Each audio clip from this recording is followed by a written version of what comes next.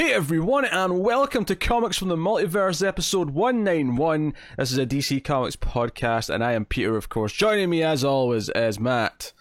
Hey, what's up? Why is Connor here? Liar?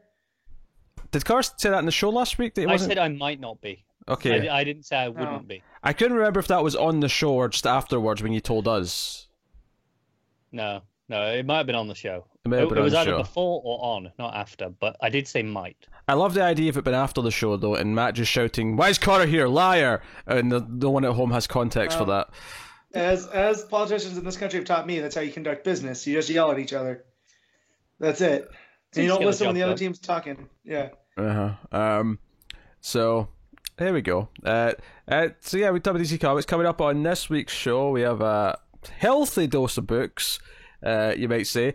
We have Wonder Woman 750, that's only 96 pages. We have Batman 87, Superman 19, Batman Superman number 6, Year of the Villain, Hell Arisen issue 2, Shazam issue 10, Batgirl 43, Metal Men number 4, Wonder Twins number 11, Far Sector issue 3, Batman Curse of the White Knight number 6, and finally Basketful of Heads number 4. That's 12 damn books. Did you count Wonder Woman as 1 or 5? Well, one for now, but... Also, Pete said 96 pages, but I just skipped the Orlando stuff because I'm not reading so that. So did I. So it was much less than 96 pages. That was like almost like a full issu's worth, that Orlando part, so that cut it down nicely. I didn't even realize. I just almost go. Like an anniversary size issue, so like it was a little bit more than average, but... I could have just been through the art. I didn't really look because I wasn't reading. It felt like it was cutting about 20 or so pages from the start. I've just counted them. It was a full 22 for all there you go. Stuff. So, there you go. So it was like 70 pages of stuff to read for us. I was intrigued by Silencer popping up in there. I'm like, oh, what's Silencer doing in this book? I'm curious. Not curious enough to go back and read it, but curious all the same. So that's all the books that are coming up in this episode. So that is cool. I will remind you actually that we recently started Previously in the Multiverse. I'm just going to say this because episode 2 just came out this week with me and Connor doing these classic runs of DC shows. And to remind all of our patrons, especially the ones in particular at $5 and up, or if you want to join up, there's just time left to vote. You've got until the end of the month to vote on what that 6th book is going to be. It's 4 Superman options, shorter runs and stories that we'll do in that 6th slot. So make sure you go vote if you're a patron at $5 or up. So you got till the end of January. So yeah, people seem to be liking that though. Had some nice comments back for it, which is cool. But we're here to talk about new comics, and we're here to talk about comics news. Before we get to the news though, we do have some comic sales redux from last week to discuss. I just threw something on my screen. You might have missed it because it was small. We don't have time for this shit today. We got like. I got a heart out, Pete.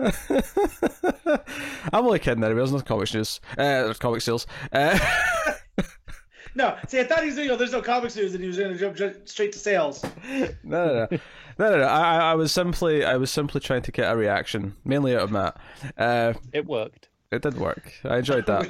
I'm going to bring my miniature Mjolnir upstairs and use it to threaten. It's coming out the window. It's coming for you, Pete. Don't worry. We'll have comic sales again next month, Matt. I know you're excited about them. They'll be back in February for January's figures. I'm missing that week. Well, you never know what week it's going to be because, as it's been pointed out to me online, whenever if Marvel or DC have got the top book. If Marvel's number 1, it's like 2 weeks earlier than normal. If Marvel isn't get number 1, they demand a recount, so we get it later in the month. It's weird.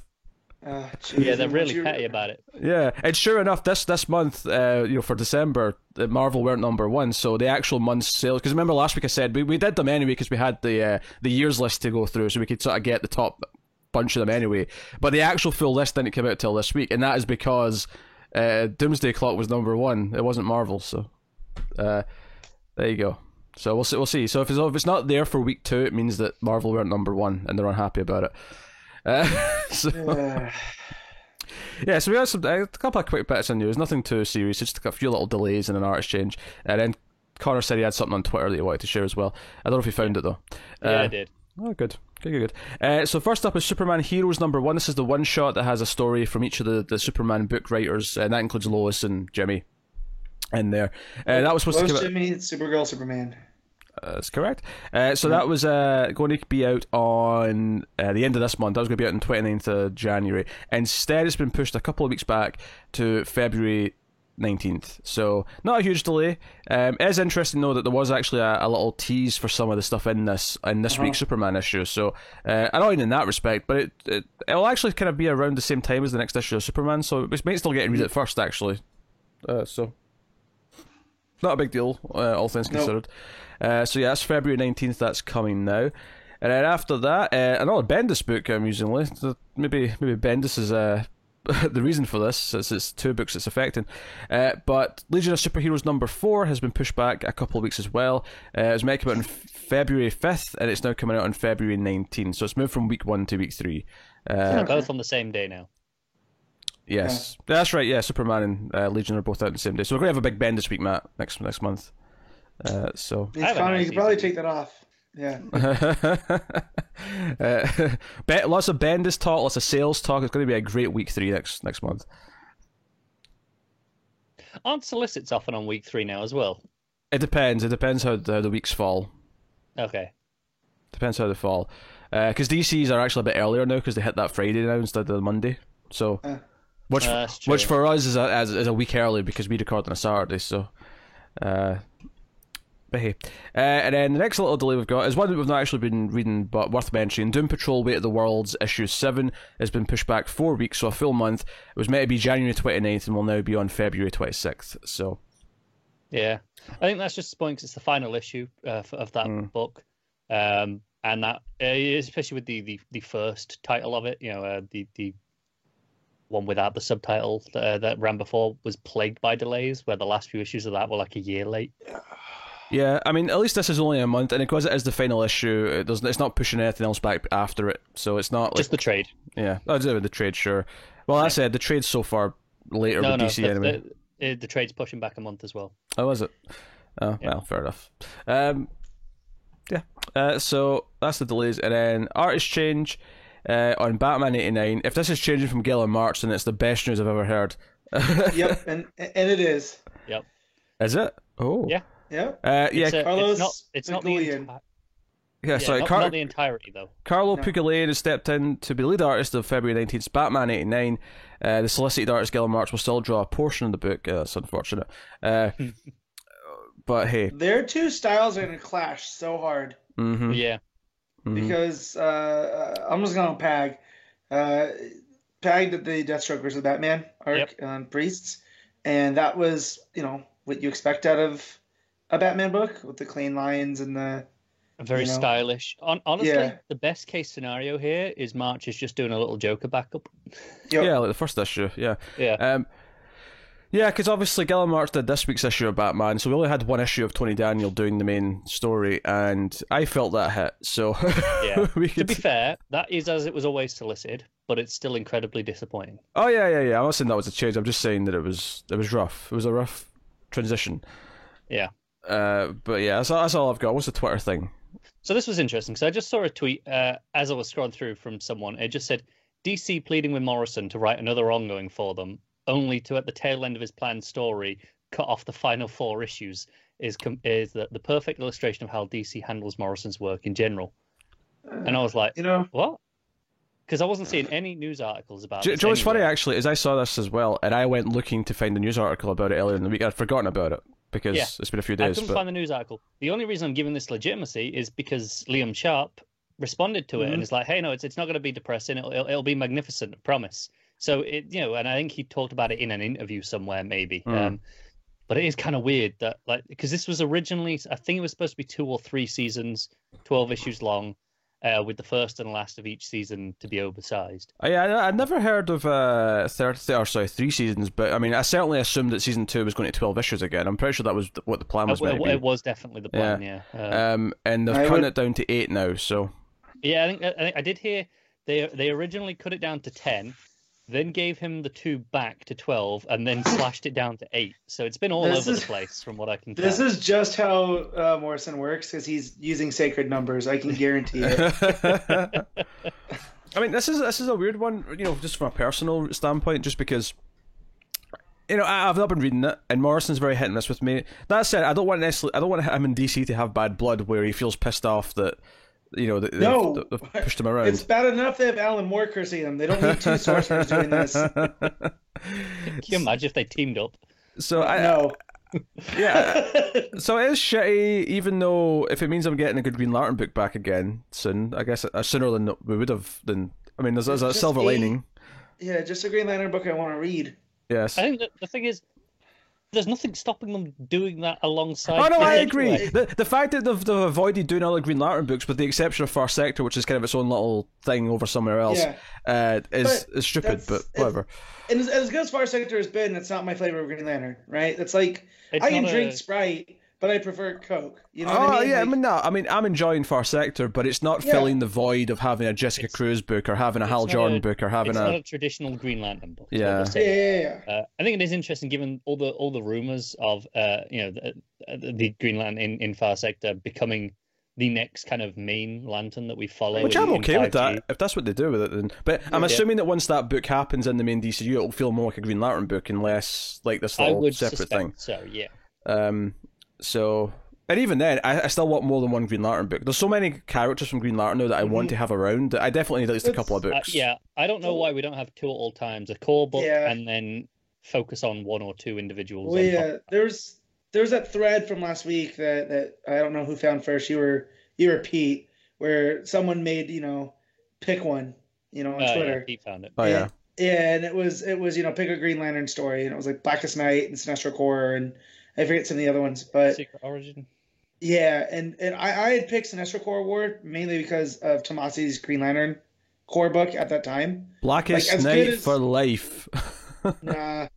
As good as Blackest Night is, I prefer Sinestro Corps War. But like the fact that you had all these other characters doing other things, and then you had Hal and Sinestro having their fight in the main book, I like that balance. Oh yeah, don't get me wrong. As much as I like enough characters that I could, theoretically, I if they were all good, I would read a Hal book, a Kyle book, a Jessica book, a John book. I don't think the market's there to support single titles for all those characters though.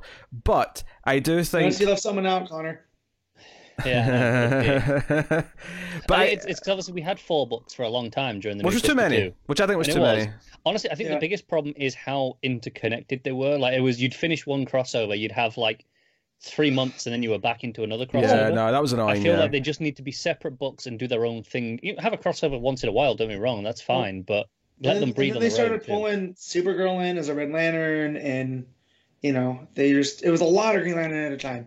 2 is good. The market will, let Morrison do his, and then let's have the other characters. I don't understand why we had to cancel Green Lanterns to do the Hal Jordan book. You know what I mean? It makes no sense. No, leave Hal doing his own thing with Morrison. That's fine, and then have someone else do literally any other Lantern. Do the whole lot if they want. Just do a big core book and rotate through them. Do whatever you want. Honestly, I think a Green Lantern style book, or Green Lantern core book, is really what I'm saying here.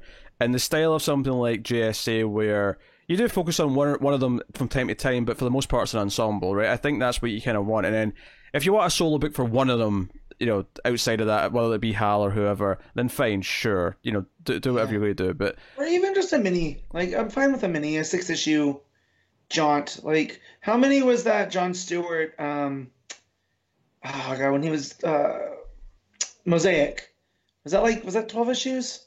I think so. Because I know there's a mini, something like that, right? Honestly, even what Morrison's doing technically is 12-issue maxis. You can cut it off. Right. Okay. So we do 12 issues for Morrison on Hal, and then you give someone else 12 issues to do whatever they want. That's okay. I think you have a main Green Lantern book that's everyone, and it's more of an ensemble, and then you have rotating minis or maxis for individual stuff. I was doing that alongside the main book because I'm enjoying Green Lantern. I'm obviously the only one here who is enjoying this book, but I still want another one as well. Like, I like having variety. It's why, right now I'm not reading Detective, but I'm enjoying Batman. Sure, it'd be nice to have both, but at least I've got one. And it's the same with Green Lantern. There's no reason why we can't have both. It's weird. It's so weird to me that they haven't really tried all that much since the start of Rebirth for all the good choices they made early on, and they've not made all horrible choices since, but like it's weird to me that they've not really tried that much to do, like certainly since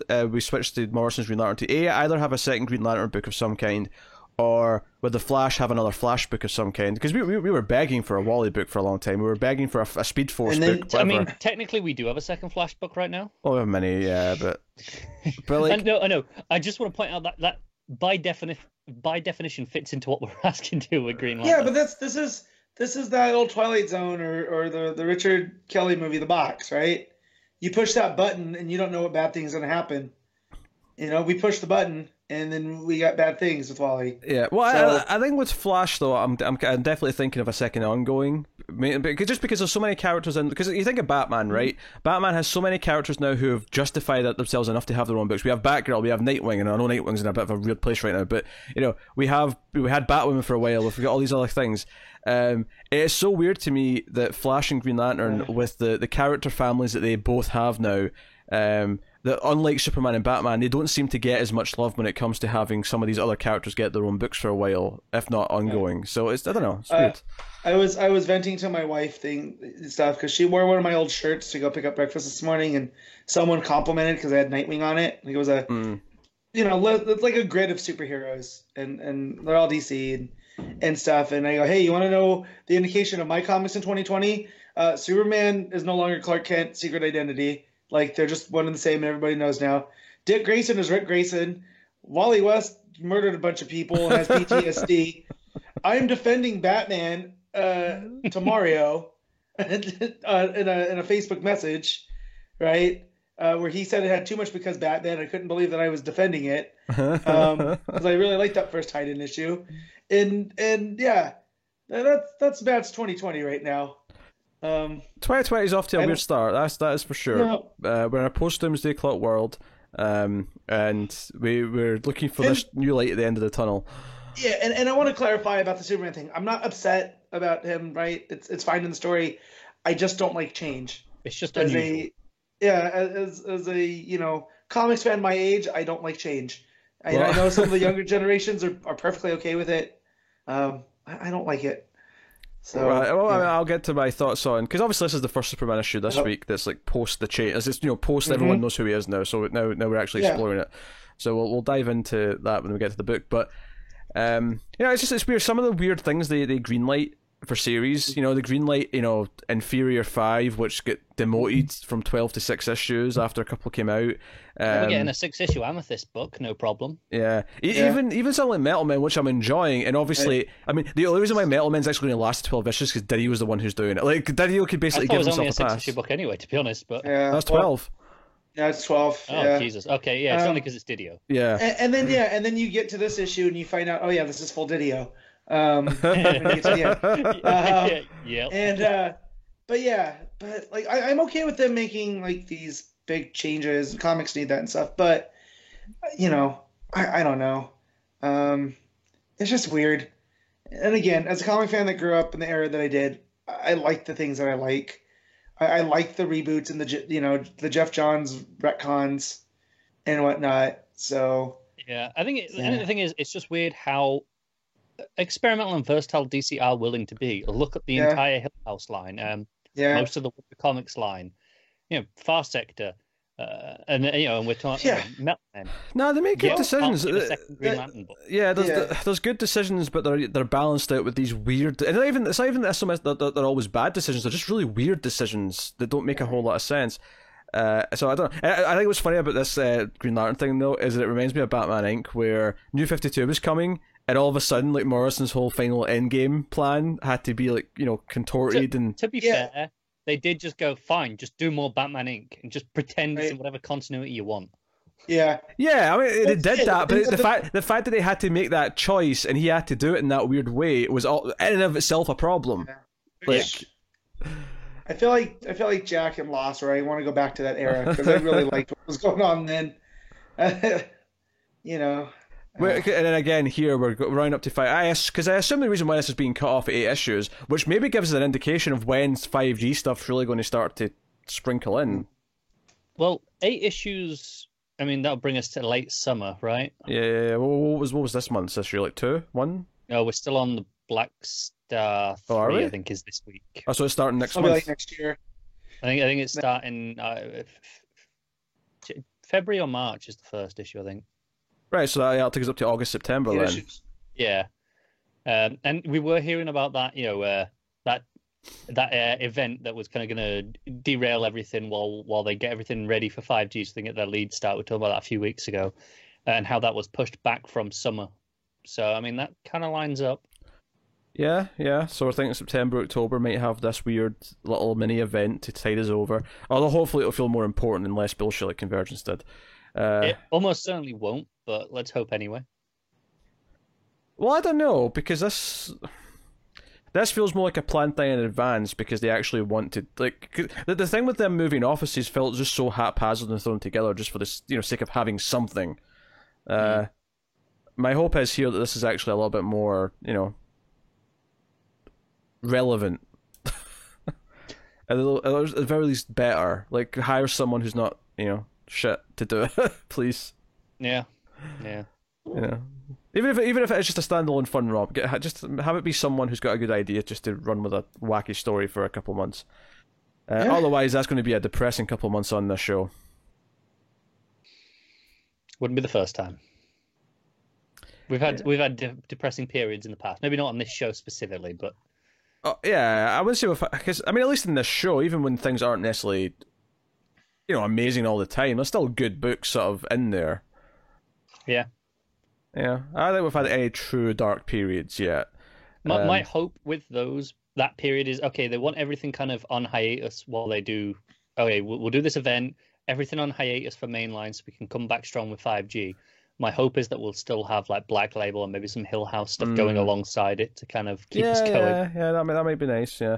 Worth mentioning, this is all still rumours, nothing, locked in stone yet, so worth mentioning that. Just in case none of this actually happens at all, and in a couple of months' time we just look like we're talking about nonsense. So, yeah. Well, without further ado, I think we'll get into this week's books, because we have a lot to get through, and the first book in particular has a lot in it. So, we'll start this week with the big milestone issue, Wonder Woman issue 750, Legacy Numbering for life. We will work our way through. Normally I tell you the creators at the start, but because this has a bunch of stories with different creators, we'll just discuss them as we go. And let's see if Pete remembers to do them all this time. Every time there's one of these books, he forgets one or two of them, especially if the credits are at the end. Yeah. I don't really care if I do or don't. No, I mean, I'm making no promises about this. So professional. Do you know what? I'll just tell you them all now, because there's a table of contents page, so I'll just do them now. I was waiting for him to see that. I know. And then he found it. Yeah. So the first story, which we will not talk about, none of us read, I don't think, was a Steve Orlando story, because it's the finale of the current book's ongoing story. So I will admit, skimming through it as I was getting to the next story, I will say the art looked quite nice from Jesus Marino, and I was like, I miss Wonder Woman. A little bit. A little bit. But then we have From Small Things, Mama, from Gail Simone, writing with Colleen Duran on art. And then we're going to have The Interrogation from Mariko Tamaki, writing, and Elena Casagrande on art. Never Changes by Greg Rucka, with art by Nicholas Scott. Oh, baby. We'll talk about that one. To Leave Paradise by Cami Garcia, with art by Phil Hester. Then we have Emergency Visit with Sharon Hale and Dean Hale, writing, with Riley Rosmo on art. To Me is the Bombshells one, written by Margaret Bennett, with art by Laura Braga. Always is Vita Alea, writing, with Amanke Nihilpin on art. And then we have the final story, which is A Brave New World, written by Scott Snyder and art by Brian Hitch. So there's in case I forget, I'm probably mention them as we go anyway, but I'll just in case I forget any later. That's your creative teams. So yeah, I'm just skimming through this first story because it's easier. Yeah. I mean, how do we feel about this as a total issue, though, as like an anniversary kind of big milestone issue?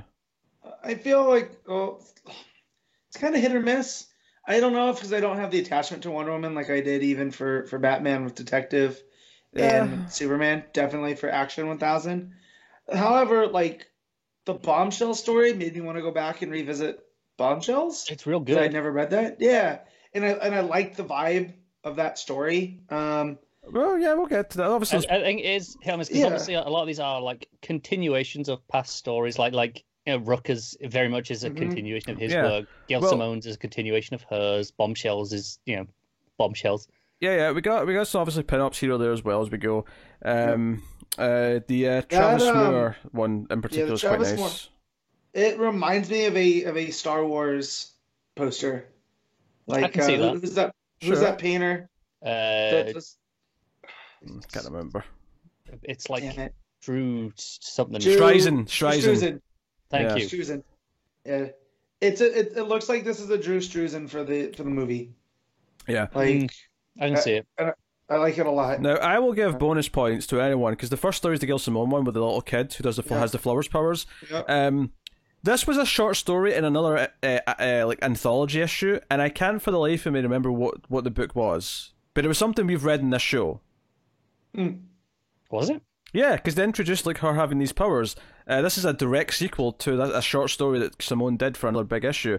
I don't know if it was. It might have been like a Wonder Woman special, maybe in like the first couple of years of Rebirth, or it might have been one of their holiday specials. I'm not sure, but it was one we read on this show because that's the only reason why I know who this character is. Because I immediately went, "Hey, this was Simone's last thing."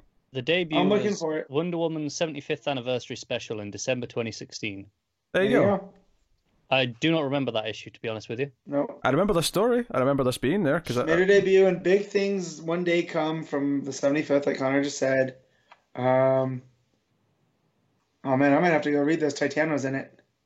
Are you read sure it? we did this on the show? Yeah, I we don't did. remember it. I don't think we did. I don't think so because this does not seem. We absolutely Maybe, did. maybe Pete just read it. I didn't. We did this on the show. I didn't read this, Pete, so maybe I wasn't there for that. Yeah, I don't recognize any of these stories. Oh my god. Do I have to go find the timestamps for like, an episode in 2016 to prove that this was on the show? Please do. You by Or all you means can just try. believe us. Because he didn't do. Pete, he didn't find the one. Maybe from me you last week. did. Yeah. Alright, well you two talk about this story. I'm going to go find these timestamps. When was this? When was this? December 2016, December according to the 2016. wiki. Cover date December 2016. Alright, so I don't know when it was October. actually released. October-ish then, alright. I'm on it. I'm on the case. I think I would have remembered the Wonder Woman in conversation with Greg Rucka, art by Liam Sharp. Yeah, we did that. Maybe you guys did. I did not. I don't remember it at all either, Matt. But I mean, it was years ago. Who cares? I care because Anyways, you're disputing so with in me. the story, this girl with flower powers, her name Peony, she saves people from a fire, and Wonder Woman comes to help her, and she basically, is like, I want to be a hero just like you. You do the right thing no matter what. And then Wonder Woman's like, well, you also inspire me because you're still fresh and new. And they invite her, the girl's parents invite her to like a picnic outside. And then as she's bonding with the parents over like, you have a very special child. Maybe don't let her go join the Teen Titans. They're a bunch of dicks. Yeah, like, let her be a kid. Like, yes, she wants to use her power. And the parents are like, I don't know if we have the decision because she wants to do this. This is who she was even before she had her powers. And then Hippolyta shows up. I'm going to jump in here. Oh, you can pause your thing for a second. Yeah. Episode 23. It is timestamped. Okay. It was the same week as Wonder Woman issue 9, 75th anniversary special, issue 1. We did it on the show. Do you know what? I remember reading the Rucker thing now that I think about it, because it's out in the desert. I don't remember reading the rest of the issue. Yeah, because I think that's when the name of the lasso got changed to the Golden Perfect. Yeah. Right. I remember them being out in the desert. I remember that. I don't remember the rest of the issue. Maybe we just did that story. Well, I don't. No, we did the whole thing. Like, I don't remember the rest of this. I could have told you about this before I read this, but as soon as I saw this little kid, I was like, "Oh, I remember this story. This was on one of these other things." Anyways, so Hippolyta shows I'm up. right. You're both wrong. I'm right. Just accept it. Right? We can move on now. I'm going to tell you, I didn't read that story. I don't know what to tell you because I don't remember this girl. It's the first time I've ever seen her ever. I don't remember at all. So maybe you just read the whole thing, but Maybe we I don't cherry think. picked. Yeah. You keep driving this. I'm going to play the goddamn thing back on this show and find out. If I hear you talking about this, Matt, if I play this back and you're giving your opinion on these stories. Okay, well it they was weren't the last memorable enough story for in me the- to remember them. It was the last story in the book according to the wiki. So go to the end of the conversation. All right, hold on a second. Right, so it was I mean, For- assuming the for wiki had the link to this. listeners, about 15 yeah, minutes in. for the viewers Yes. and listeners, I will keep going with this story Like- in the current timeline. Exactly. Hold on, update. Connor wasn't here on this episode, Yes. See? but Matt's here. Screw you. Matt's here. Matt's here. I will accept your apology now, Pete. Yeah. Never. I'm telling you, I'm pretty sure you read this, and I was like, Pete, I'm not reading this. And the way it worked with the art, Yeah, man. there's a 2-page story, life, and that she is such a warrior, but at the same time, It sounds like Matt read this. He's giving his opinions on various stories. Can you believe we're still on the first goddamn story of this book? Hey, we can move on. I was not accepting this. I was not accepting we hadn't done this because I knew I was right. Oh, I didn't do this. Fine, Cora didn't do this. Cora wasn't here. Yeah, Wonder Woman has mac and cheese. The end. That was it. And then her shark dies. Oh yeah, Yeah, our Megalodon shark died. Gail Simone gave her a megalodon like that she bonded with, like most Yeah. people would bond with a dog or a cat, which That I thought was a that's pretty thing, cool. I think, in her run, because I've heard Was it? this before. Yeah. Gotcha. So she comes to let her know that the shark died, and then Wonder Woman goes to the roof. The girl comes up and gives her a special flower that's that she names Big claims Sister. she claims it's in her colors, but Right. that's more orange than red, and I'm not having it. Yeah. Well, if you make it red, yellow, and blue, it's too much like Superman. Like, Yeah, you gotta- Show Yeah. me the orange on Wonder Woman. Yeah. Orange stands in for gold all the time. It's a stand-in. There's yellow there as well for the gold. Yeah, but then it's nice. Superman colours. It's to differentiate it. It's fine. And then we get two pinups of by Liam Sharp, which that looks phenomenal, and then the That's okay. Lou Pacino, Which is gorgeous. I need this as a poster like this. It's all Has- got has she Diana posted on the it on Twitter yet? Amazons. Travis Moore's still winning for me at this point out of the pinups. I'm going with Okay. Pacino so far.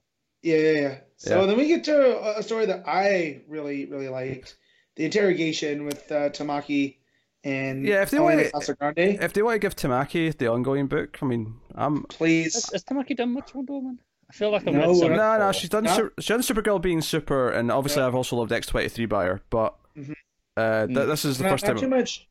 Yeah, I think she's done like small stuff like this, but I Yeah. don't know if Yeah. if she's done other It's the first time I We're remember just- her writing Kick Wonder Orlando Woman. Or- off, yeah. or Oh sure. yeah, well, or if they wanted to give her a Black Label Light being super, but for Wonder Woman, I think that not to do the origin or anything again, but that same kind of vibe of her and modern society and whatnot. I think that'd be cool. But no, this story is Diana looks like she's being interrogated, and they're really pressing her on if she did the right thing or not. Right, running in like maybe your presence caused more. Yeah, Trouble. they're kind I mean, I almost Yeah. felt they were accusing her at one point of like almost causing things so she could be a hero. Yeah. Like she's like Yeah. she's always there early because she's what she wants these things to happen so she can play hero. But Right. the twist of the story is that this is actually Ares, and it's actually him that's being interrogated because it turns out to be a simulation, and then Ares realizes that he's in this digital And it was- prison. And right, he tries to attack her, which I really like this pivot that they've made from Wonder Woman. That when I started reading comics, she was very much the joyful warrior that carried a sword, right? And that's a cool vibe. But lately, they've had her drop her sword, and she has a shield and a lasso, and she's much more of a defender than like an attacker. And Yeah. here, I like it here that she doesn't really fight with Ares as much as basically ropes and dopes him, has him punch himself out. It reminds me of the diplomat Diana. Yeah. I So think they're losing the sword and shield. No, I'm not gonna say permanently, but they're not in the book. Yeah. But it's this weird coincidental timing with the movie where Yeah. she hasn't got them in that either. Right. But But seems to have just I come like about that. organically. And I like that if we're going with this new timeline of Wonder Woman, like even in the movie where she's seen what weapons do, right? Like mankind at their worst, and she doesn't want to add to it. So when she decides to take the noble warrior path. Yeah. But no, and I thought this was a lot of fun. I like the Casa Grande art. I'm trying to find out what else Casa Grande's been in that I remember. Yeah, we've definitely read. Oh some yeah, of she's her definitely before. done stuff. Yeah, Since we've been on the I show. really think that her style fits Wonder Woman a lot. Like I the beginning of love the her story. Ares. Yeah, well, the side profile of Diana looked a little wonky at first, but other than that, it looks good. Like the expressions and layouts and stuff. But what were you gonna say, Pete? What I'd say about this story is I actually ultimately when I got to the end of it, I didn't think the story itself actually amounted to much.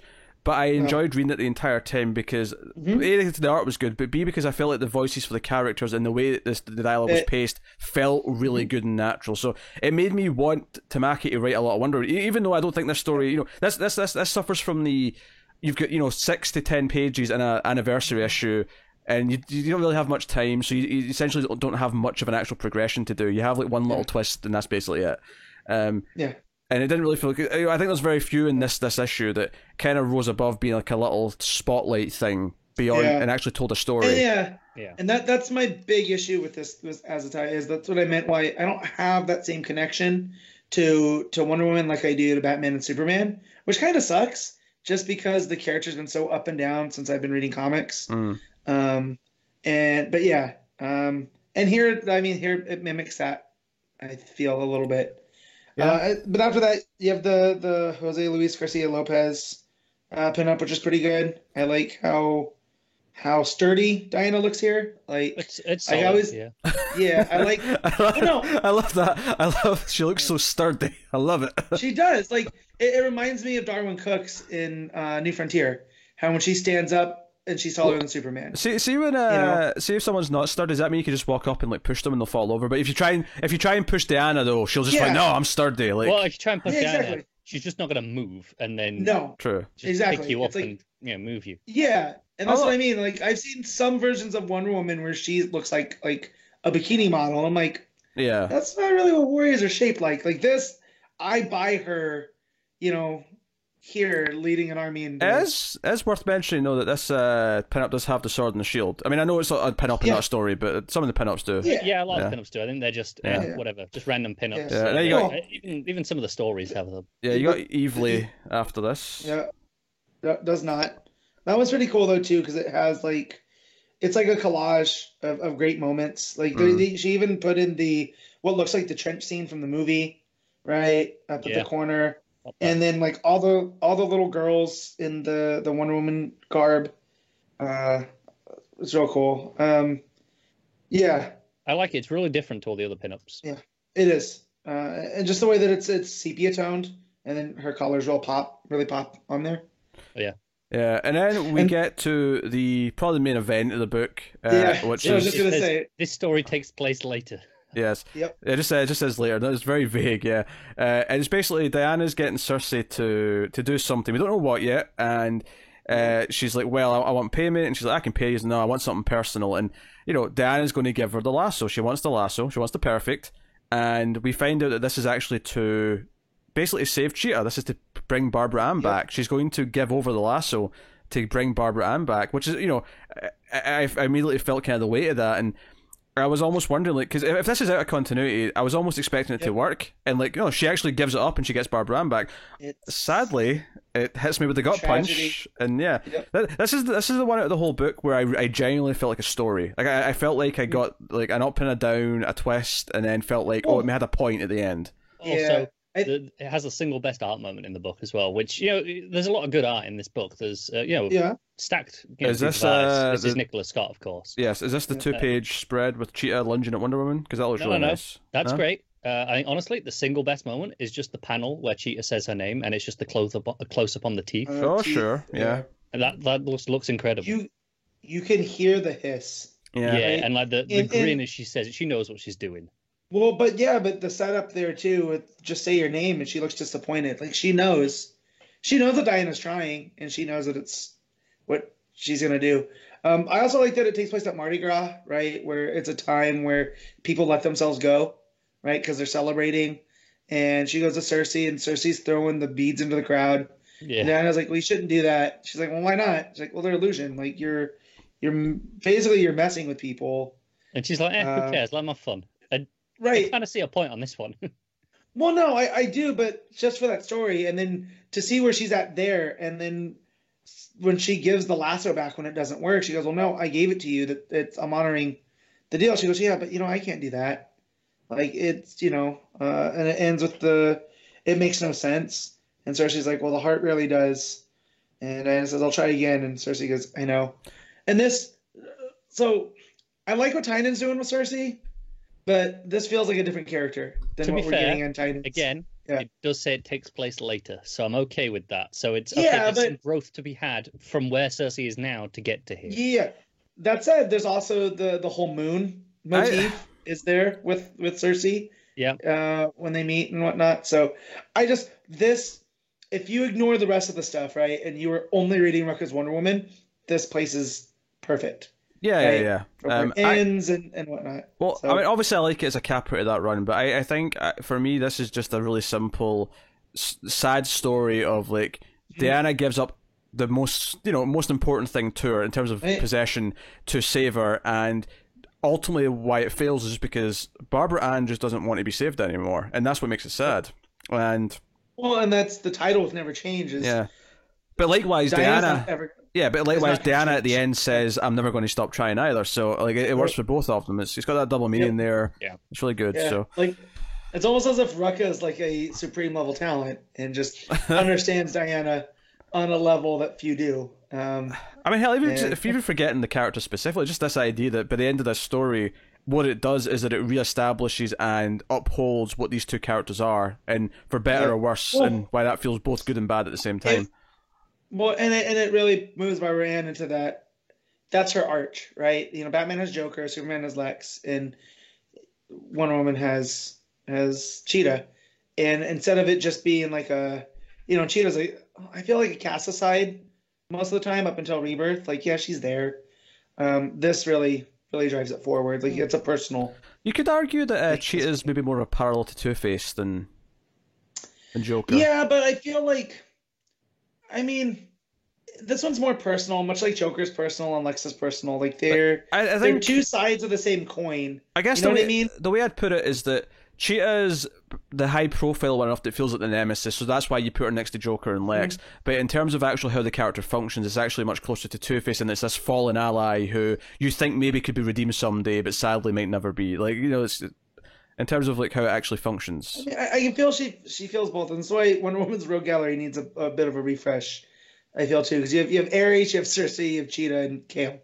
You got Dr. Psycho, you got Silver Swan, you got... Yeah, those are B tier though. Let's be honest. But see, to me, Silver Swan's more what you're talking about with the Harvey Dent-ism. Sure, yeah. The failed relationship, and Silver Swan holds her responsible for what had happened, and there's a dissociative personality there too. But either way, I feel like Cheetah is her arch and my favorite Wonder Woman villain, and we all know, I'm shocked. So yeah. So yeah. But yeah, that's it's totally easily the shocked. strongest story in this special. Yeah. Yeah, next one, we go on. Diana's reading stories of the past, and she's talking about... This is basically just a prequel story that's about her fantasizing about what the rest of the world is like and how everyone there doesn't really care and wants to forget it, but she's the only one who's never seen it, so she's constantly thinking about it. And it ends with the, Steve's plane landing, as you do. So this is one by Cami Garcia with Phil Hester on the art. And Cami Garcia is getting work wherever she can, and I really like that. Whether it's the Joker Harley Criminal Sanity, the Raven and the Beast Boy stuff with I always forget his name. He is my favorite Starfire too. Piccolo. Yeah. She has those graphic novels she's doing. She's doing these smaller stories in here, and she's another one that I wouldn't mind seeing. It's growing the talent, isn't it? It feels like, okay, this is someone being groomed for the higher ranks of DC. Yeah, for an ongoing at some point. Yeah, I will say between this and Joker and Harley, I think Joker and Harley is better. Maybe it's an unfair comparison because it's just a short little thing, a special. I'm just saying, like she's getting more high profile. Like she started, the first thing I remember her name being attached to was that Raven book, right, which is definitely geared more towards young adult, and now she's heading more towards the mainstream.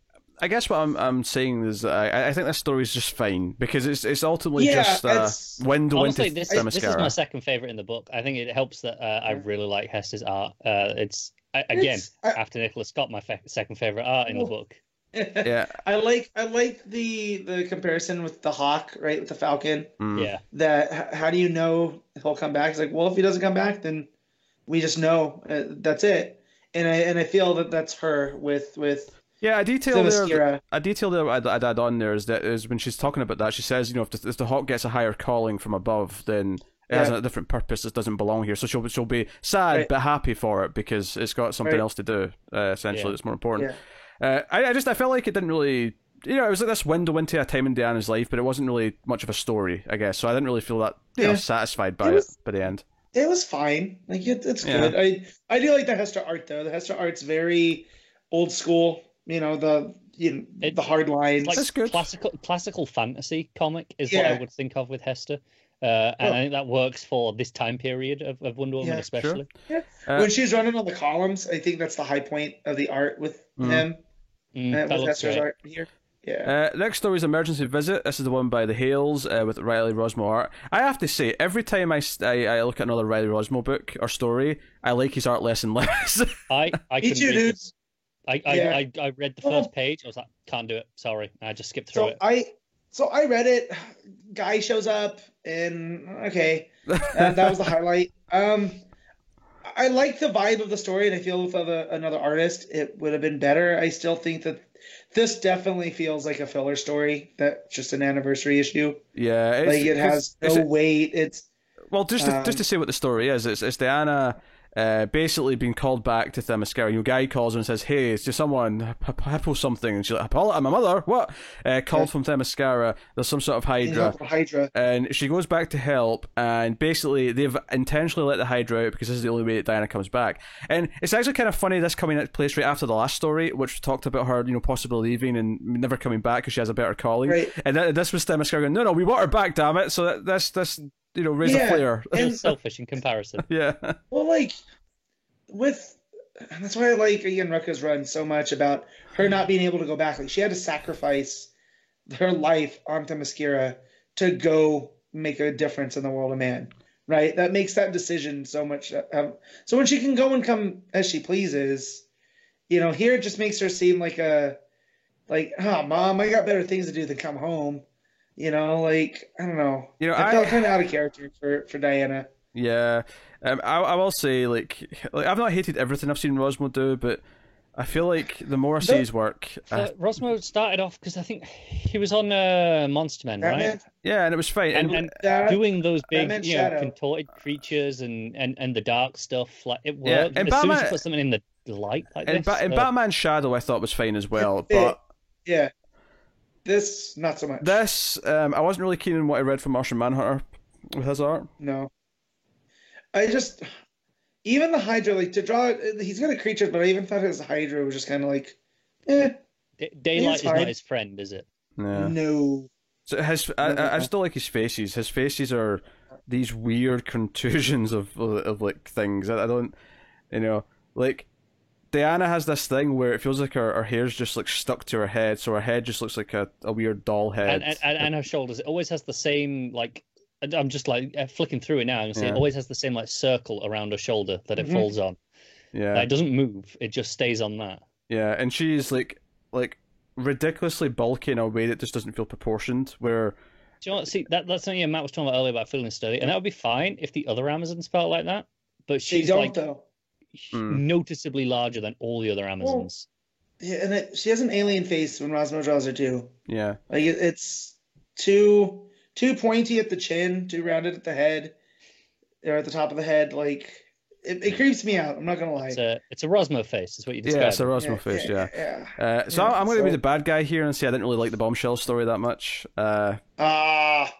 I loved it. I got nothing from it. It felt like it was just a page after page Even- of different people describing what Diana means to them, and I just didn't really feel like it. Isn't that kind of the whole point of these issues? Like, that's what we've got one of those stories in action, and Detective. It's like, hey, look what this character means. Yeah, like I get it, but like, and I like that we get like that the Supergirl saying like I have no connection to Bombshells, right? Like I like the art. I got those covers back in the day, but I had never read the proper book.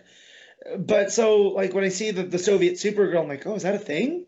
Yeah. And just the fact that of course Wonder Woman's the one to go over to her and console her, and kind of explain about grief. They're like, yeah, grief's good because grief means that you still remember that person and they still mean a lot to you.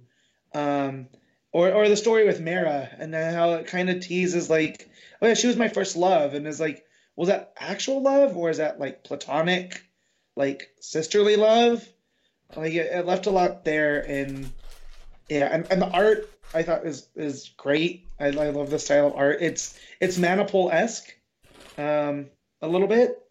In the line work, yeah. Yeah, and even in the colors a little bit, like yeah, I think they're a bit. The colors are a little bit cleaner than I typically associate with Manapul. Yeah, because Manapul's colors are a lot more watercolor. These are more muted, but almost I don't want to say pastel. It's not pastel, but no.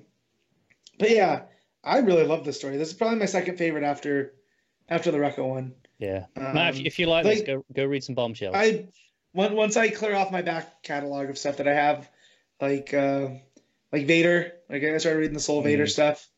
That's been keeping me busy until all of these dropped this week, and I have had no time but to read DC. Oh, of course. But and then it ends on the final of her and her Rosie the Riveter look, which I think is a really cool look. Hope we get to see this going forward a little bit more. For the record, I like the art. But I'm not a fan of the Bombshells style, the look. I just don't like the designs that much.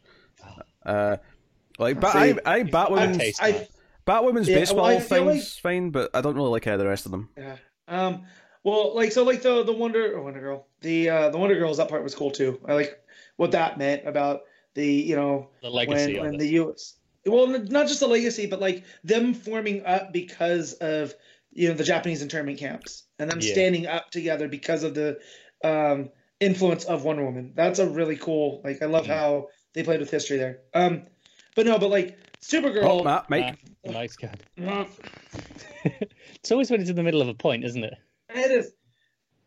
The Supergirl look is actually based off of an old pinup painting. Yeah. And stuff. So like, I feel if you like pinup stuff, then the designs don't bother you. I love pinup art. Like it's fantastic. It's of an era, and whatnot. So I've got a fantastic pinup Ivy on the wall behind me. Yeah. I have a slight one. It's done in like an old pulp style cover. Yeah. Right there. But my comic shop, I'm gonna make an offer. I think around Free Comic Day, they have a cheetah pinup statue, and it's been sitting there for years. And I'll be like, $50, I'll take it off your hands. Like, what are they selling it for? Well, it's on the sale table. It's normally, I don't know how much those normally run, but no one I think is been. I don't know if it's damaged and that's why it's there. If it's damaged, I'll fix it. But it's her in like a adventurer's gear. She's got a pith helmet and khakis and a cheetah print scarf. It's probably $200 or something like that. I was to guess. I mean, I've got two of the Bombshell statues right there. I've got the Mirror and the Stargirl. I'm obviously a fan.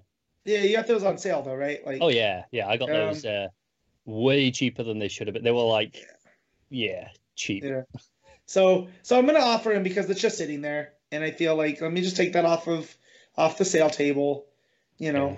Let me put it this way: Matt's offering $50. I paid like half that for those. Just start at one, get $1 bills, and just keep slapping them on the table until he eventually bites. It'll look like a huge stack. Yeah. Just say, is that enough? And they'll say no. And you just smack the next one on, and then the next one. Just keep going. Yeah. But anyways, I like that pinup stuff. And then Laura Braga. That's another name that I feel like we've read. Oh yeah. She's popped up recently. Yeah, and I'm trying to see where, but if their art looks like this, then I want to read more of it because this is my style. Yeah. No, they are solid. I think the actual art, craft is great. I just don't like the style of Bombshells. I know I'm the grumpy, one here, but you're wrong. Counterpoint, you are wrong. But anyway, that's fine. I'll be okay with it. I was right earlier about us doing the other special. I can take anything You were else right I'm on earlier about you and Matt doing that special. That's where it is. She deceased. A Good Day to Die #1. There you go. And then Harley and Ivy meet Betty and Veronica, which I read the first 2 issues of, because of course I did. I'm pretty sure she popped up in Solicits recently for something else as well. Maybe, but a lot of Bombshells. So that's good. Wonder Woman 51. But should we read that? Yeah. Or did we stop reading 51. That might have been in the chunk that we weren't reading. Yeah. We read Robinson for a while though, so we might have still made it to 50. I don't know. Anyway. Is that the Orlando bit in between though? That's an Orlando issue. Oh, is it? Okay, then we didn't. So that was like the one, or he had that a couple of issues in between, didn't he? Yeah. Yeah. So the next story is Vita Alea. This is a Silver Swan story. It's her. It's just Ayala. Ayala, sorry. Yeah, Ayala. So she's in hospital. She's getting care. It's basically her just in retrospect talking about how she's fighting Wonder Woman, how angry she got. It's basically just recapping like every Silver Swan kind of story it is. Yeah, but from Silver Swan's point of view, which I think is important. Yeah, normally we don't get that. Yeah, the ending's basically back in the present day of that story. Diana does show up to visit her, and that was all her thing. That you never showed up, you left me behind.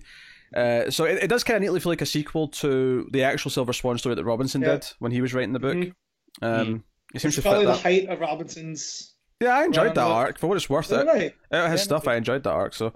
It's not much the whole say about it, really. The art's fine. Not the best in the book, by any means, but... It's solid enough. You know, it's nothing special. I think the action looks pretty good. Yeah. There's not much of it, admittedly, but, the bits of it that are there, I think, look pretty good. And that leads us to the final story. And we heard before this that the Scott Snyder story was going to sort of re-establish, like, her first appearance in the world, and...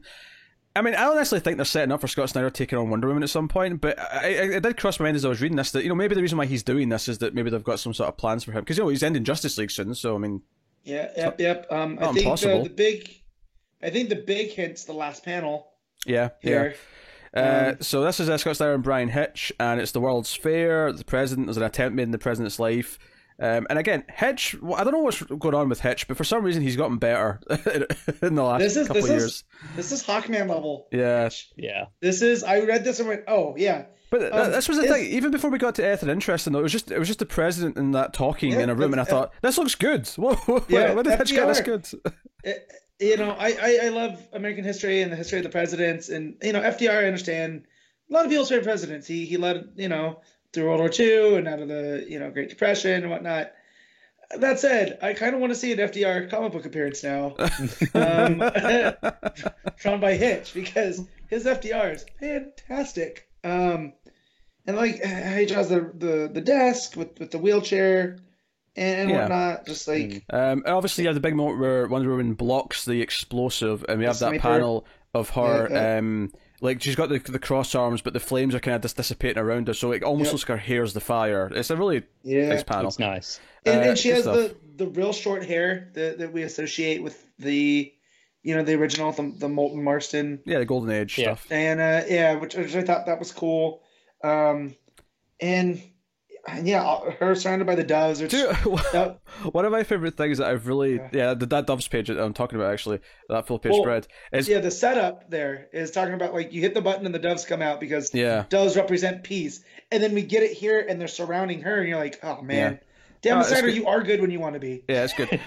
No, I'm going to be honest. I think this is the best thing that I've read from Snyder in ages. I think this is actually a really well done little story. So. Something I've discovered that I really like in art, and it's between recent Supergirl issues and then this, is I really love good ripples in a skirt. I don't know what it is, but for some reason, when they get the ripples in a skirt right, it looks really good. No, because it mimics motion, and it makes the page feel alive. It does. I totally get it. It's just that it was so specific as a thing that I that wasn't what I was guessing he was. I thought he was going to talk about something like the digital layering, maybe, or the colors, something general. I wasn't expecting ripples in the skirt. It looks good. No. Let's get all those little shadows. Well, it does look good. I'm not just going to dispute that. I was surprised that was what you picked up. When when you draw Superman's cape and it's just kind of flat and blobby, versus when they add the ripples, you're like, oh no. There are some artists that can get away with it. Mm-hmm. With the flat cape. Yeah. The really cartoony ones can get away with it. She looks good, and it just kind of establishes that she became this first hero. She's some black and white panels lifting the train and all the rest of it. She's now DC's Captain America. It's no longer Superman. It's definitely Wonder Woman. And what Matt was saying earlier when I said, "Oh, maybe Snyder's doing a Wonder Woman thing," the ending kind of implies that he's going to do JSA instead, which will feature Wonder Woman as part of the JSA because the ending is clearly Alan Scott with the Green Lantern ring watching on. I'm okay with this. Because Manhattan moved the lantern back, so it lines up, and that made me stupidly excited. Do you know what's so funny? Obviously, it was easy for us to get upset when Didio just flat out said, "Oh, Doomsday Clock's not in continuity because of this, and this." Yeah. The thing is, though, is there's lots of stuff that actually is following on from it, so it's this kind of weird middle ground, actually, where some stuff is actually in continuity from it. It's where it is continuity, but technically not because of Doomsday Clock. Right. Yes. But it's meta in that way that now we can accept it because we read Doomsday Clock. Well, because the other one is that they revealed this week that JSA are going to show up in Shazam, and John's was like, yeah, straight from Doomsday Clock. Do I need to catch back up on bloody Shazam? You do. Yeah, you do. But not for this issue, but for that you might want to. Yeah. Spoilers. Wait, was this the one with Superboy Prime? This is first time he popped up, yes. Yeah. Prime time, baby. Prime time. But anyways, no, reading this, I was like, oh, wait, is this going to be actually? What? I was thinking that as well, actually, but no, they're establishing this as Diana. And then she goes, oh, my name's Diana. I was like, shit. What I was going to say, though, is, like, do you think they're actually teasing that Hitch is going to be the artist on GSA with Snyder? Maybe. Because sign me up. He's definitely working on something. Because he's off Hawkman now, right? So it's like he's working on Batman's Grave at the minute, right? Yeah. Oh, yeah. He's doing Batman's Grave for the next while. So unless he's got leaked on it, because he was tweeting the other day about how he messed up the perspective on a single panel, and he spent like too long trying to fix it, and it wasn't working, and he hasn't got time to redo it. So he's just like, I'm just gonna have to leave it, and it's just gonna have to be in there as a mistake. Oh no! It's like, try and spot it, you bastards. Carl will try. Carl will try his best. After his Hawkman run, and we saw all the different Hawks and whatnot, I want to see his Jay Garrick. I want to see his Wildcat. Do you know, I'm so disappointed in a way that I know I'm going to be annoyed at Snyder's GSA probably, but that's the thing. I actually think this little story here gave me hope because it doesn't feel overstuffed. It feels like he focused on the right things he needed to. It didn't feel like there was too much dialogue or anything like that. And I hope that this feeling, this tone that he has here of this golden era of like the dawn of superheroes carries over to his JSA. Well, no, that's the key question about his JSA. Is it a golden age style, book in this time period, or is it present day JSA? I don't mind either way. When I say that, I don't necessarily mean that it's set in that time. Just the idea of that was, the vibe. Yeah, that's the vibe. Yeah. That's the the legacy of it is what rings true. I'm genuinely intrigued as to which one we think it will end up being. So I don't know. Oh man. I could go either way. Before this, I'd have said absolutely present day. It'll be doing kind of like it'll be a continuation, so to speak, of the John. I could see his story being set in the past, like his book, but when they pop up in Shazam and stuff like that, that's them now in present day. So I could see them doing it that way. I'm just thinking of other characters I want to see Hitch draw now. So Our Man, you got Liberty Bell, Stargirl. Well, Stargirl won't be there, I suppose, if it's Starman. Although I don't like that Starman costume; it's real silly. We can get a new costume. Yeah, that's true.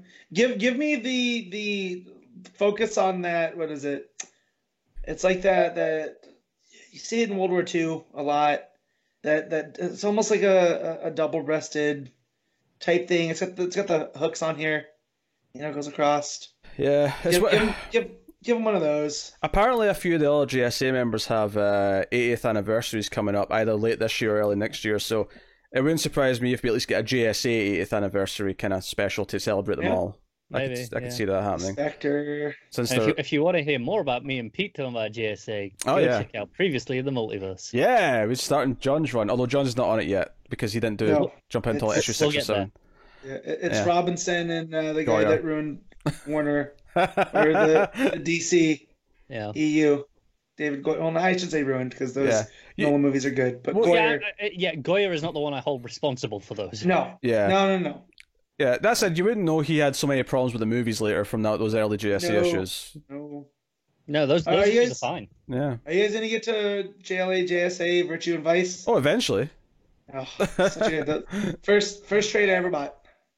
Yeah, eventually. It'll take a while, but Yeah. So that's going. So that's the weird thing. Usually when we did these as separate episodes, we won't do any more because they're just doing too many of them to justify doing the extra episodes. But we'd pick our favorite stories of this. I don't think we'll do that, but I mean, I think it's pretty clear we all like the Rucka one the most. yeah. Yeah. So, and obviously we won't pass judgment on the Orlando issue story because none of us read it for obvious reasons. I'm sure it's fine, and if you're enjoying that arc, I'm sure you enjoyed this because it was the finale. I think so. the Rosmo one was definitely my least favorite. Yeah. Yeah, like I said, I read a page and just went, nope, skipping through it. Can't do it. I've got enough comics this week. Yeah, it was a lot of books this week. This is a long book anyway. Yeah. I'm good. I don't need to read this. Outside the Rosmo art, I feel that the art really stood out in this one. Like from Hitch to who did the Simone one? I can't remember now. I can't remember either. So go to table of contents. Someone. It matched. Yeah.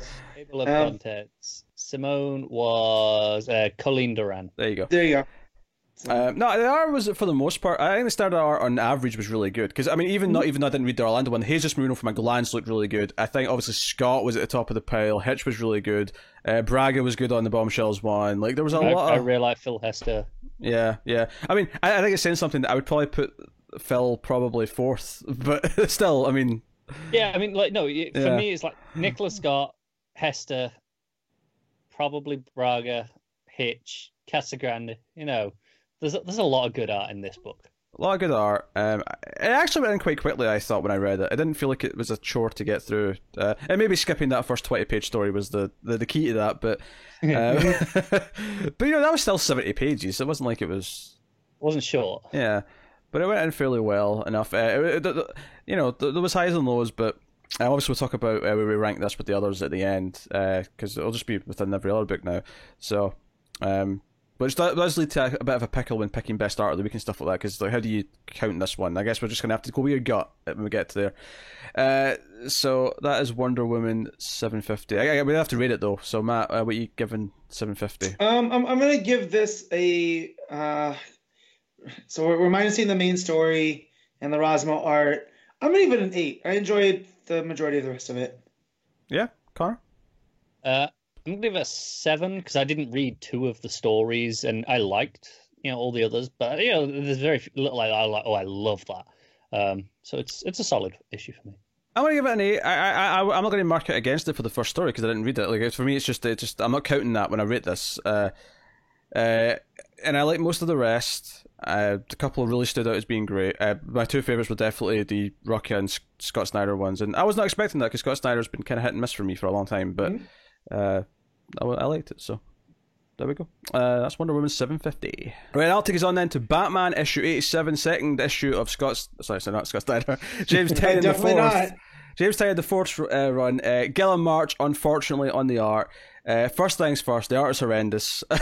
I hate it. I've never been more offended by having to see an emaciated Edward Nigma and to see his spine. What the shit out? is going on with Nigma and Penguin for that matter? Penguin looks screwed. Penguin looks all leathery and really old. I don't mind a ghastly Penguin because it adds to the character, but I don't mind. Plot wise, I have no problem with what they're doing with Penguin. I actually kind of like Penguin killing all of his inner circle. I thought it was kind of amusing. Riddler, I don't know what's gonna. I mean, his pelvic's so big as well. It's because he's got a boner. Like it looks like how you've got a boner. He's hiding it. Yeah, it's like when you've got a boner underneath your clothes, except he's naked, so it doesn't make any sense. But that's what it looks like. Yeah, and he's got a huge hunchback, and his spine's all serrated and sticking out, and. Yeah. I think there was an editor's note saying something about in the Year of the Villain issue, and what the hell?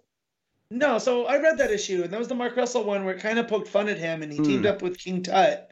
So there was really nothing. It was just that Luthor didn't pick him for Year of the Villain, and he wanted to prove him wrong, which I don't follow on this. And what this issue upset me because I defended the first issue to one of our friends who doesn't like DC, and apparently he's doing a review show with this comic book store now. So he read the first issue and thought it was hot trash. And I was like, well, get through the first arc before you decide it's that bad, man.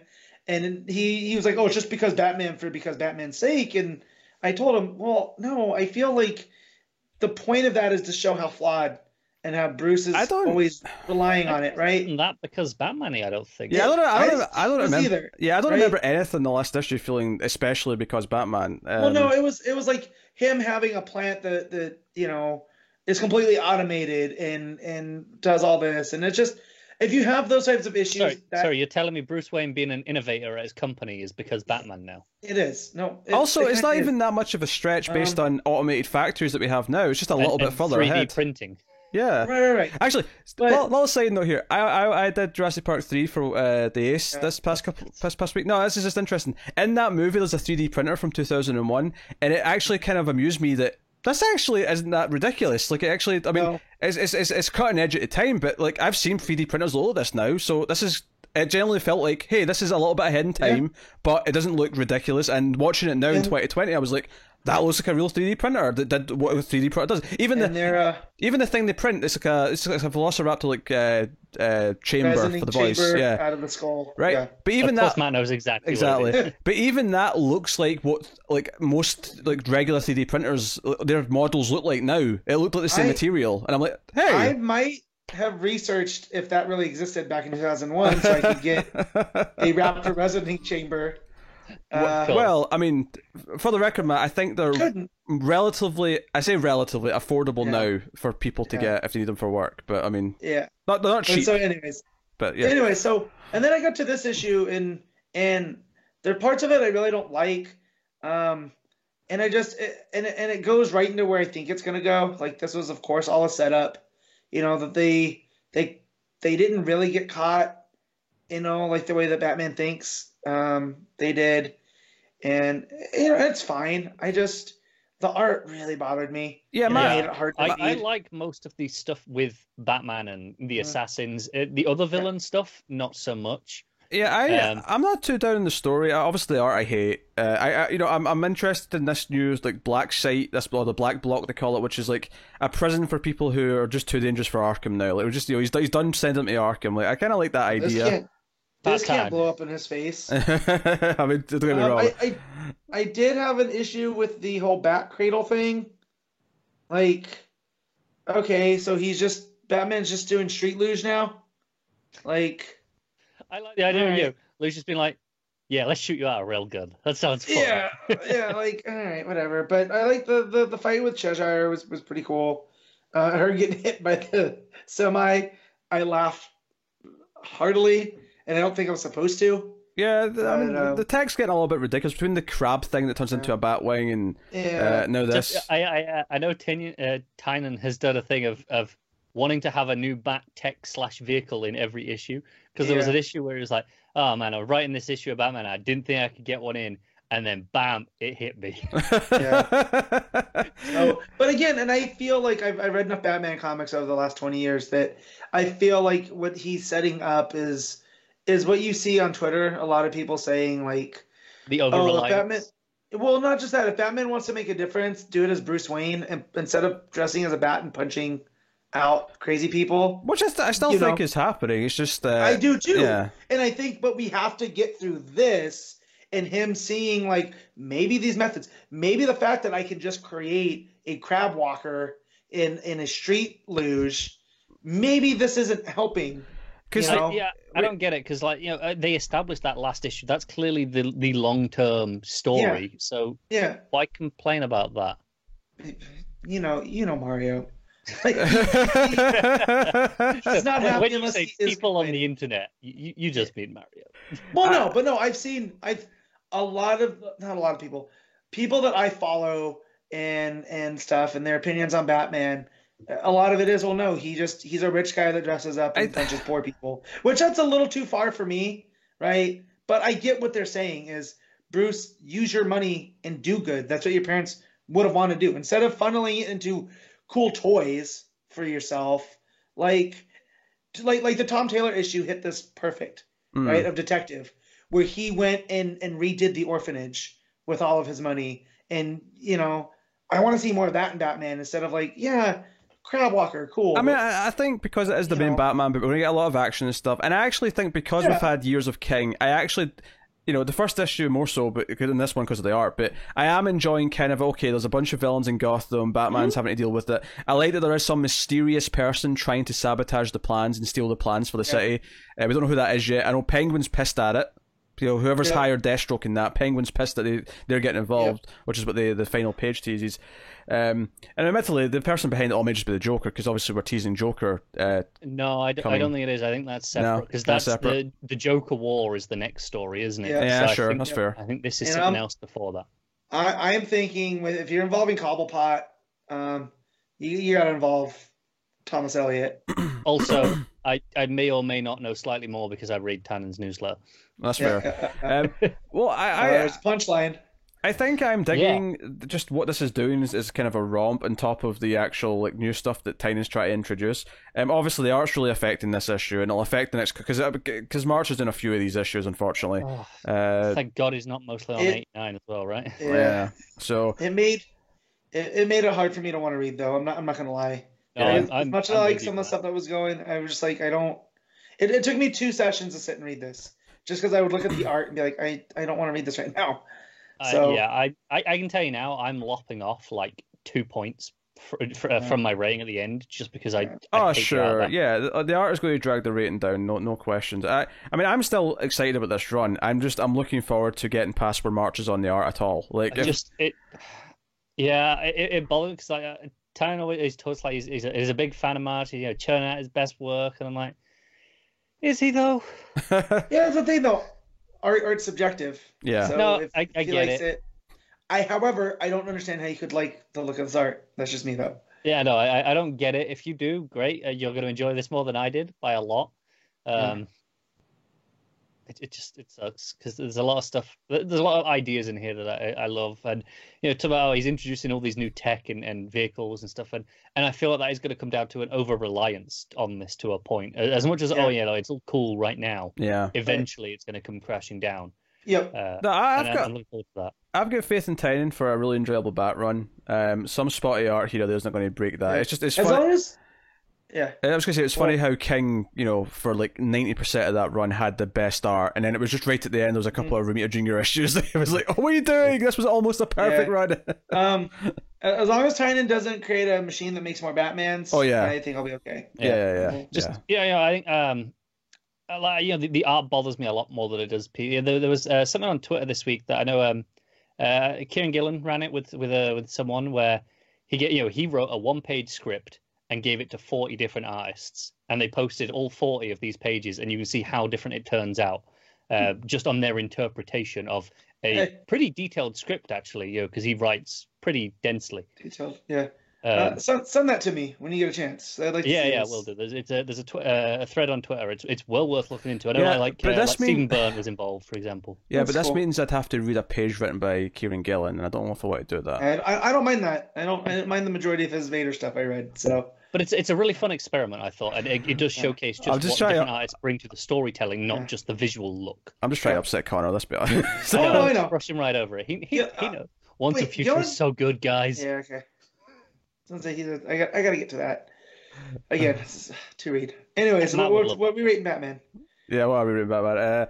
Matt, what you got? I'm giving this a 6. Connor?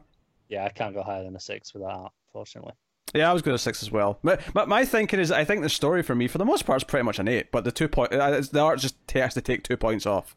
Yeah. Yep. Because it looks like shit. So we're kind of all exactly in line on this. Yeah, but I'm still out of the run. I'm still excited for the rest of the run. I'm not like we barely even talked about stuff like the villains. They've got like a Clayface style body double for Cheshire in there, and Deathstroke's kind of playing the long game. Which makes me wonder if they're going to bring in Clayface into the story in some way. I feel like Tynan might want to give Clayface some sort of closure because of what he's run as a detective.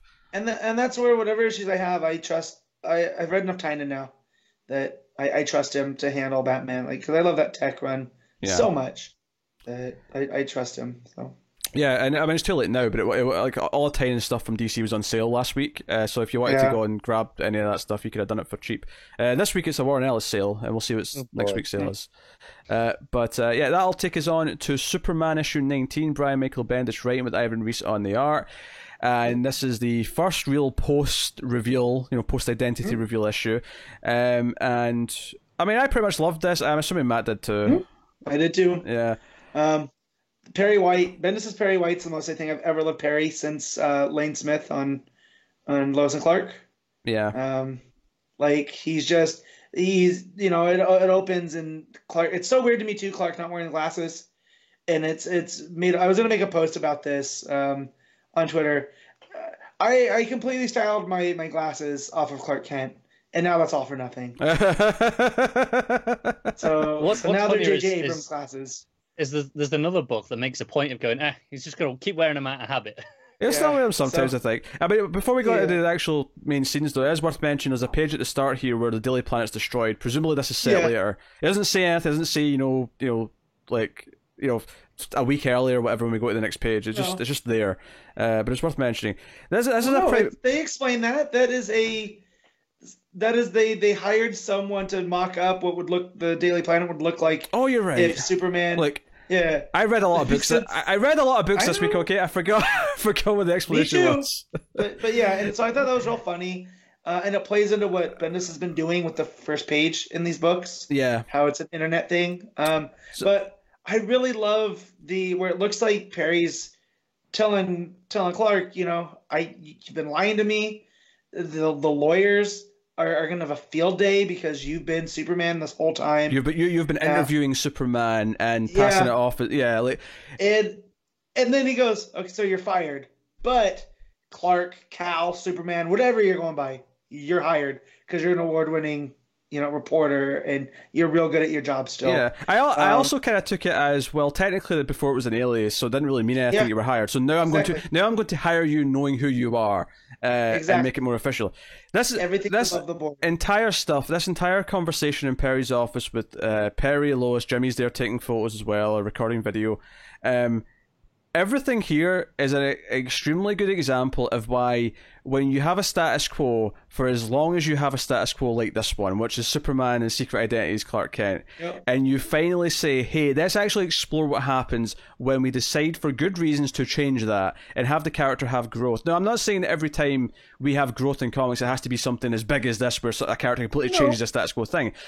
But this is a great example of just doing that, opens all these new doors and lets us explore new things. This is exactly why anyone who said that Superman shouldn't be married or Spider-Man shouldn't be married, I hate you. I hate your opinions because... But this is what Bendis does, though. Look what he did with Daredevil, where he turned him into the Kingpin. But this is growth. Right? This is growth, and people are so scared of that in comics. And comics are at their stalest when they're so scared of actually having character. And I'm not saying, again, you have to completely reshape what the character is every single time to have. Just do something meaningful and challenge the character in a way that they've not been challenged before. And this is a challenge for Clark, where everyone knows his identity. And I'm not including the New 52 thing where it was all retconned and Lois revealed his identity. I'm not. This is Clark choosing to do this. Count.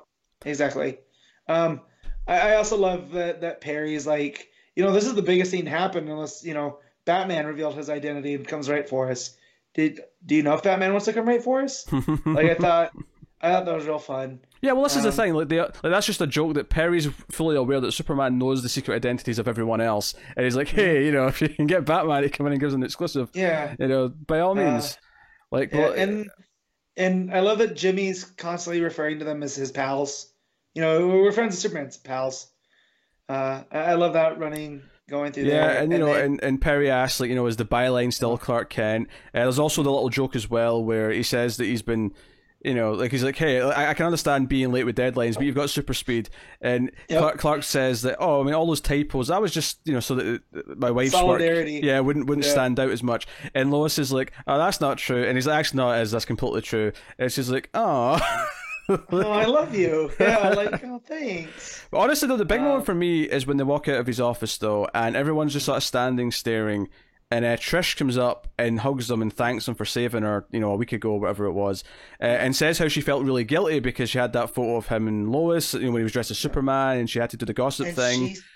and she sat on it. Yeah. She's like, I didn't, and thank you for, I didn't want to break up a marriage, right? Yeah, and she says I how was being a gossip columnist. Yeah, she says that deep down she kind of felt that something was like, even though on face value this looks like Lois is cheating on her husband, she said that deep down it felt like something was right, even though she couldn't have any way of knowing.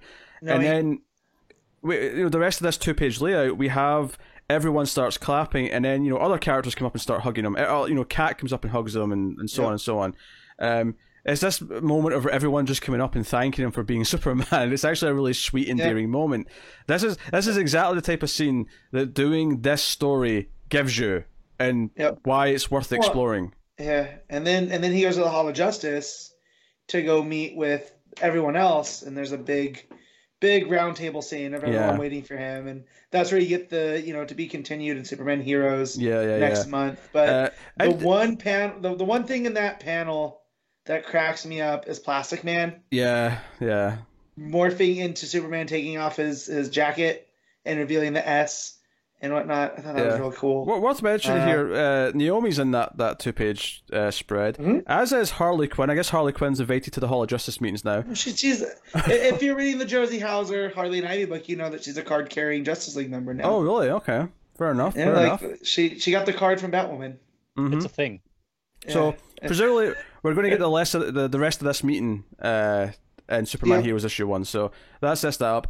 And then the back chunk of the issue sets up where the story's going for this arc, where there's a meeting between all the alien races, all the unified planets. They're there for a meeting. Superman's supposed to be there, he's not quite there yet.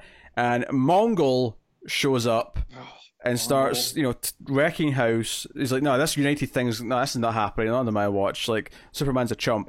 Superman shows up, we have a bit of a fight scene. And the end of this issue is basically the Mongul does actually beat down Superman. He's not dead or anything, obviously, but he's beat down. He's calling him. And he's like, no, we're not going to do this. You're not getting United Planets. And Mongul beats him to a pulp and he calls them a bunch of hypocrites. And we get this great full-page spread at the end of Mongul just standing over, Superman victorious. I love Mongul as a villain so much because he's such a bully. Yeah. He is the Brock Lesnar of Superman villains. You know what I mean? I'm digging that we're getting a Mongul story as the actual action plot of this. Yep.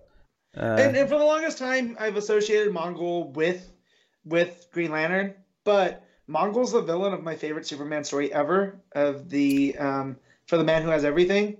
And that end where he goes Mongul burn, and he just hits him with the heat vision after he's ripped him out of the Black Mercy timeline where Krypton never exploded and whatnot. So the fact now that we're going to get more of this, and basically Mongul can't have united planets, right? Because he's a warlord, and if the planets are united, then he can't divide and conquer, So here he's such a bully. He shows up and basically ends up getting the United Planet leaders to kind of start not turning on each other, but he starts playing at their distrust of one another. With the Dominators not wanting to get involved and Tamarin taking the lead and whatnot. So, but Mongul's a cool villain. Yeah. So I'm thinking that, but obviously it's the heart of the first half that I really liked in this. And, Ivan Reis, of course, we don't really talk about the art sometimes that much when it's the same artist who's been on the book and whatever. But I think, it's really feeling like he's the main artist of this book, even though he's not always been there for every issue and he's had some help here or there. No, I'm digging it. I think it's funny to me how. Now we'll see what Action Comics is like this month, but it's continuing the previous thing which we didn't like. So it's interesting that Action and Superman have kind of swapped as to which one's the better of the two. And now it's also a great, Bendis writing both.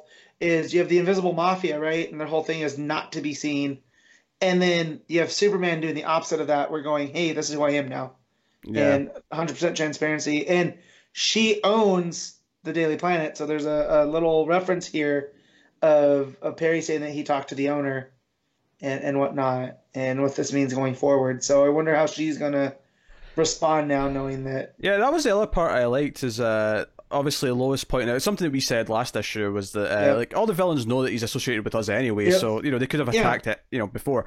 But then the other part I liked is basically Perry saying, I think all the supervillains are just so confused by this happening that it's been really quiet right now. They don't know what to do.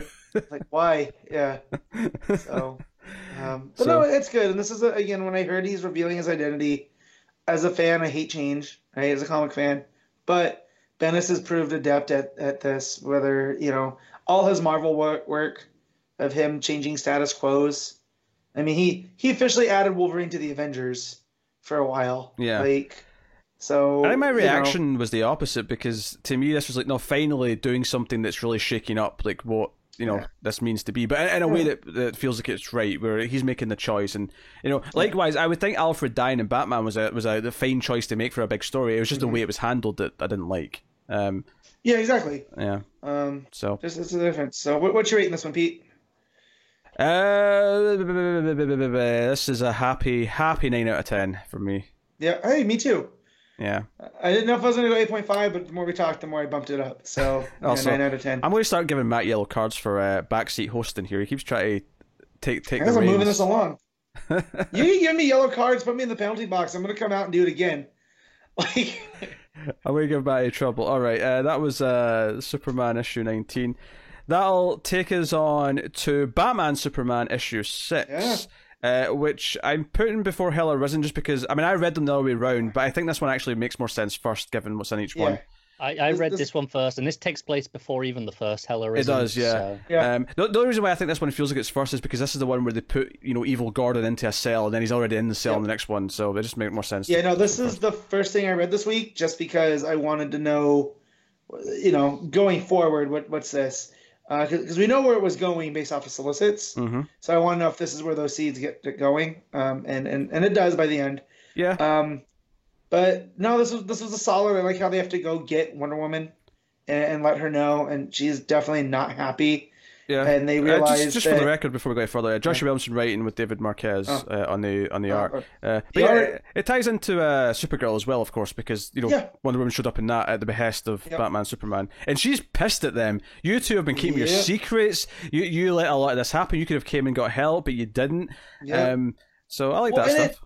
You know what it reminds me of is right before Infinite Crisis, when all the heroes are on, that basically Alexander Luthor, the way that John spins it was Alexander Luthor had done such a good job at isolating them all that they, by the time they figured out what was happening, it would be too late, and I feel that's kind of what's happening here. And that's part of the Batman Who Laughs plan is, let them keep having their secrets, and the more secrets they have, the more, splintered they're going to be. And I love that Wonder Woman's own points out, no, it's what we're here for, right? We're going through this shit again.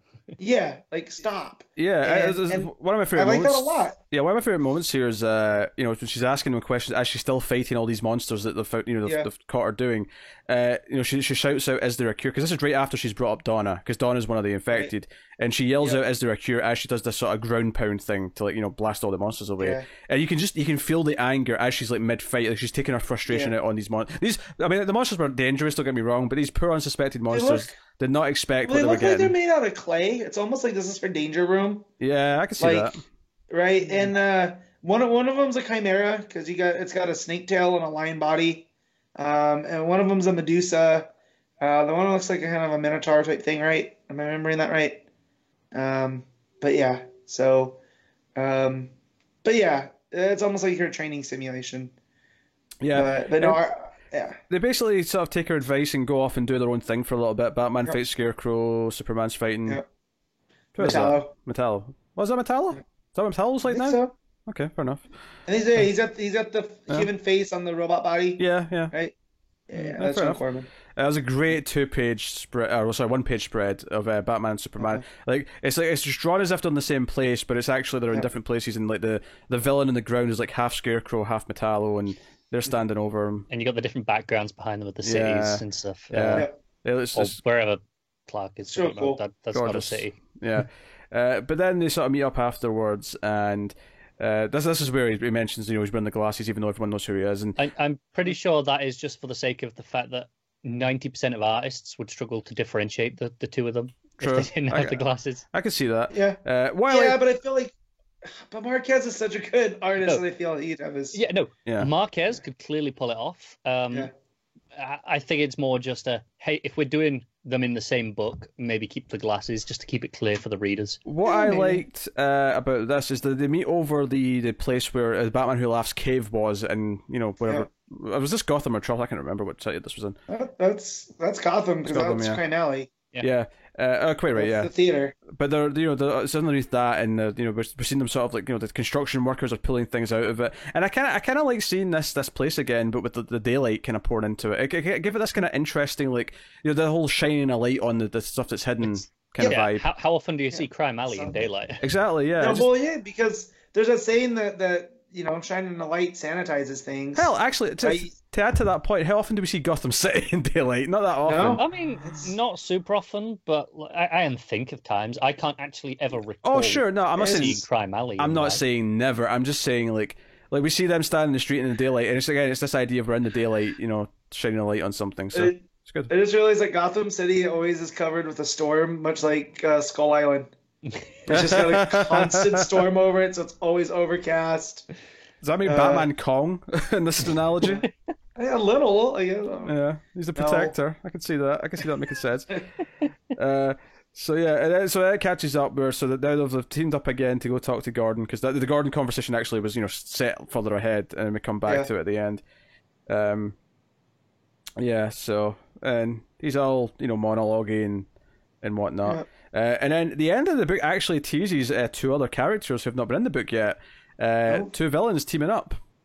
We have Zod and Ra's al Ghul. Yeah. Facial hair game on lock. Yeah, I know, between the pair of them. Yeah. They also look fantastic. Art in this book has been so solid. I think the weird thing about this book is that it's so tied into setting up this Hell Arisen stuff, and that ties into Supergirl, that it does feel a little bit held back by all the things that it seems like it's setting up. I kind of like that once it after the Wonder Woman meeting, it kind of felt like it became its own thing again, even though it's still tying into all that stuff. It felt like, okay, we're actually going to explore Batman and Superman and how they feel about all this stuff, because up until that point, and to an extent the last couple of issues, felt like, no, these are here to set up the crossover stuff. So that's been the main thing. Even though I think it's been really solidly written the entire time, the one thing that's been kind of dragging it down a little bit is just it's kind of exists to set up other things as opposed to just be its own story. It's happened feeling like the whole time. I feel like it feels a bit mundane, and it's just being raised by great art a lot of the time. Yeah, no, that's very fair. It feels like it's a cog in the greater clockwork of what's going on. That's why I'm excited for where it's going to go. Once you introduce the Ra's and Zod connection, that see where this goes. Yeah, because Raz and Zod, I think, are going to be this book's own thing. Well, this is not going to be something that's doing with the other stuff, so I'm happy about that. If this is a cog in the wheel, though, it's one of the better cogs in the wheel that we've had, and largely that may be because of the art, but I enjoyed the issue. I was into it. As far as issues that are just there to service the universe go, I thought it was a pretty solid one, even if it's not an amazing thing on its own. So excited to see what Williamson keeps doing. It's nice to be excited for a Williamson book, because the other one he's doing in Rocky Waters. Matt, what are you giving? I'm going to give this an 8.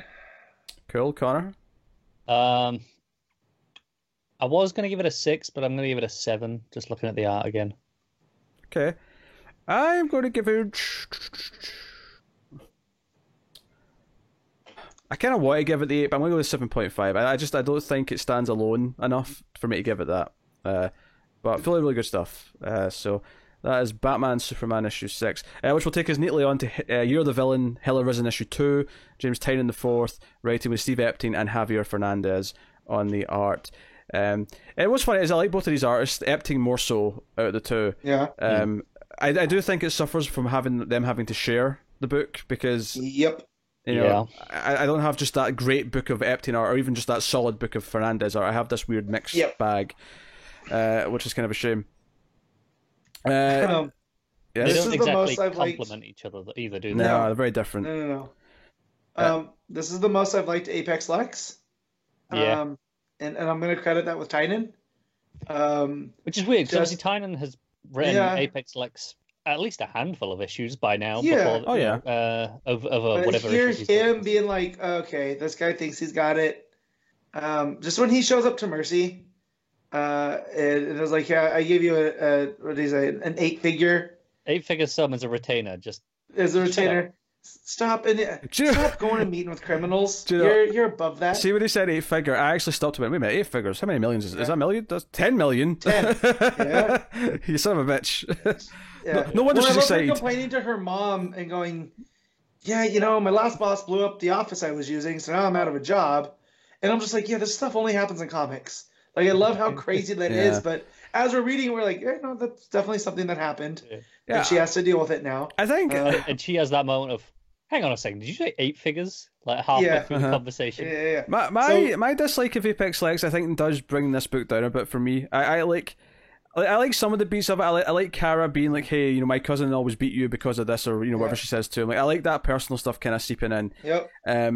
But like, because like I'm not super in love with Apex Lex and what that's been Justice League, and I've liked obviously Batman Superman more, but like I'm not sure I'm thrilled about the idea of Apex Lex versus Batman Who Laughs Army.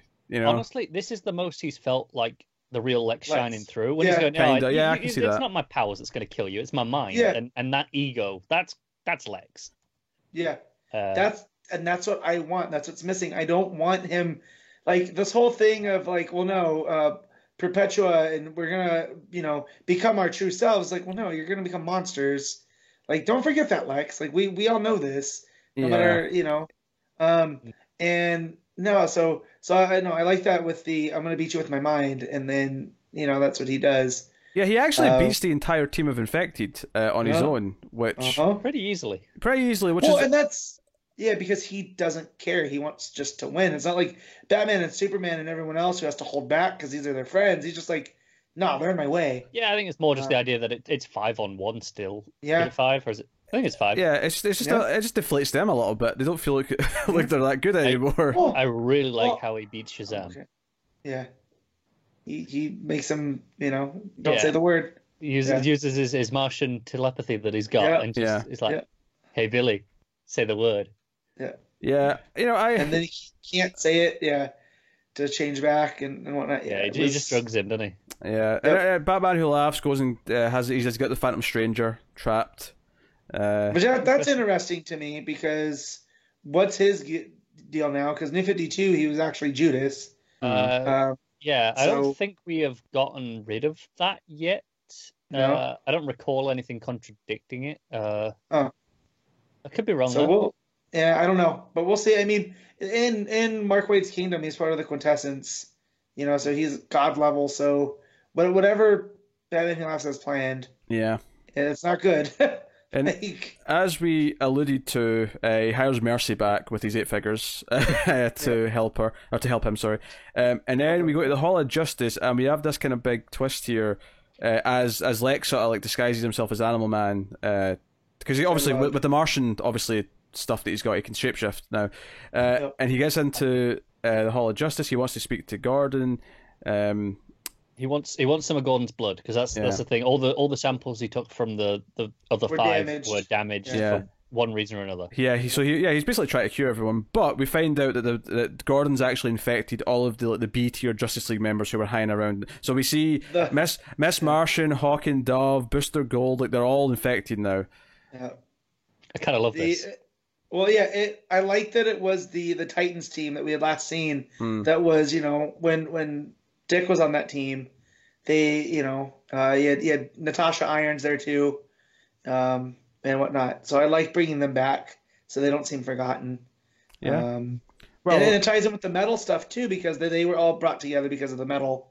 Well, there's another book this week that ties heavily into some of the stuff in Titans. We'll get to that later. Yeah. Which was very surprising and out of nowhere, honestly. But And I kind of could have done without it, but we'll get there. yeah, we'll get there. We'll get there. And then the final scene, because that's not the cliffhanger. That could have been the cliffhanger. Is all these rest of these Justice League Batman Who members. Laughs as a whole damn Justice League Yeah. would have worked. But we have one final scene. Mercy is a way to essentially recruit the Joker. Basically, you assume that Lex thinks that he needs fire to fight with fire. He needs the Joker to fight the Batman Who Laughs. Oh, and this goes into the Titan stuff that we read originally, where Joker left the Injustice League because he had the Batman Who Laughs hold up, and he's like, "Nah, I don't like this here. This is bad." Yeah, and I have to say, I'm not a big fan of the art on this last page. I think Joker's face is Yeah, it's very pointy. He's got a big pointy chin, like more so than he should. This is Fernandez at the end, right? Yeah, it will be. And Fernandez is pretty solid most of the time. I wonder how late in the game they had to add him into this to get it finished. It is interesting that it's very chronologically Fernandez once it swaps to him. Yeah. Like, it's not like back and forth. It's not split for a reason. I think it's when we cut to Mercy. Which definitely makes it feel like it was, Eptie's not going to finish this. We have to swoop in someone else after a certain page. It doesn't feel like much thought's went into, who's got what or anything like that, which is a shame. And they can't really delay these issues because this is like a little, mini event that's going to lead into other things. So yeah, it sucks. I mean, it's okay. Like, I don't hate it. I think there's some fun stuff in here. It's definitely. I've said this the last 3 months for the sounds of it by now, but I'm so ready to be done with Year of the Villain. So. Wasn't that supposed to be a 2019 thing? Yeah. So, on the upside, we should definitely be done with it come the solicits for May, because May should be the start of whatever's next. Yeah. Thank God. So, we can get away from this Year of the Villain bollocks and move on with our lives. All right, Matt, what are you giving Year of the Villain? I'm going to give this a 7.5. Uneven art, but the story I thought was really, really good. It's weird to say that with Epting, though, because Epting never has uneven art. Because if you go back to his Batwoman issues earlier in Rebirth, I mean, those were gorgeous. Every panel was a thing of art, beautiful. I kind of miss that book from time to time, like that first. I missed the first arc. That first arc is. I think about how good that was. And then it became, look, it's every other Batwoman story. Yeah. The rest of it was okay and readable. It just wasn't that great either. Yeah, no. All right, Carl, what are you giving it? I'm going to give it a straight 7. Similar reasons. Yeah, I like it. Especially like Lex in this issue, which is weird, but the art's a bit uneven. That's fair. I'll give it 6.5.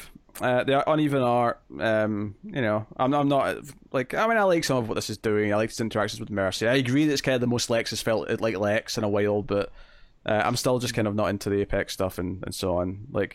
6.5 from me.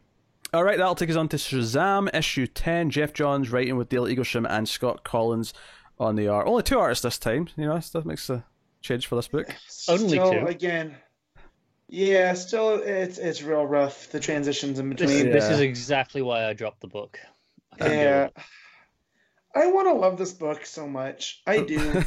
But I don't know. I just feel like John's heart's not in it right now.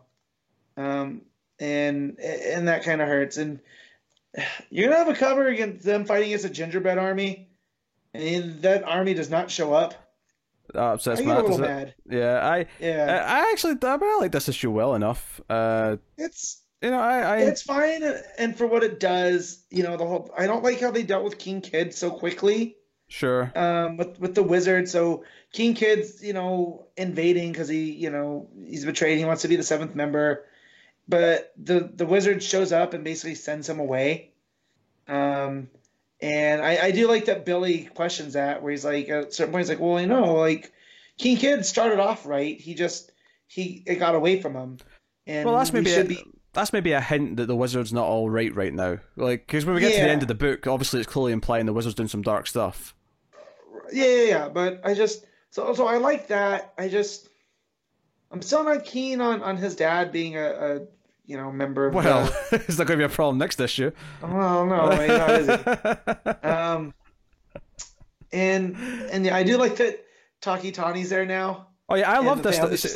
Because he's cooking dinner. He's in the kitchen, and the parents are like, "Hey, do you want any help?" Or vegan tacos. Vegan tacos, yeah. And I love that. Is it Eugene? Is like, no, there's no meat in these. What the hell? Yeah, it makes sense though that Taki Tani would want to be vegan. It makes sense, given Yeah, exactly. And I like that Johns has pulled off Taki Tani in that, because remember in the Johns and Frank backup to Justice League, Tani was a tiger that was at the Philadelphia Zoo. So I do like that he managed to make Taki Tani. He's from the Wildlands, and now he's here to help the Batsons.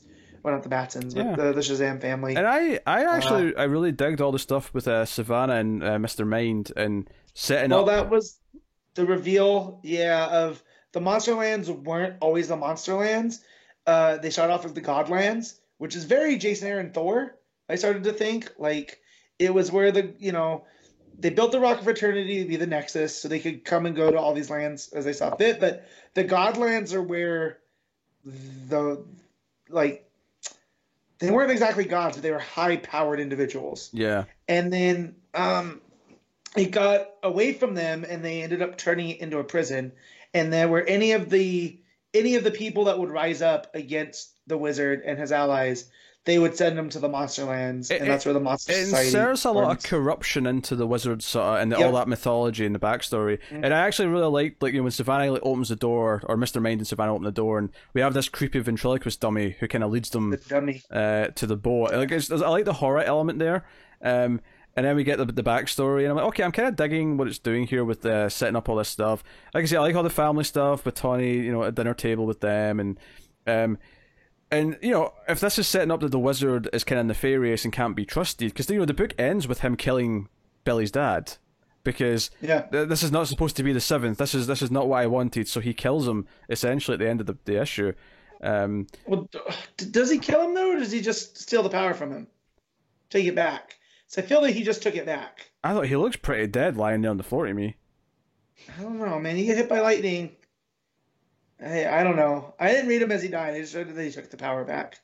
But if he's dead, then problem solved for me. Because I took this as he goes to say Shazam, but the wizard interrupts it halfway through the word by striking him with lightning, and killing him. Yeah. That's how I read it. But I could be wrong. Maybe when we get to the next issue, it'll feel differently. Because the wizard's all alone in the room, just brooding for most of the issue.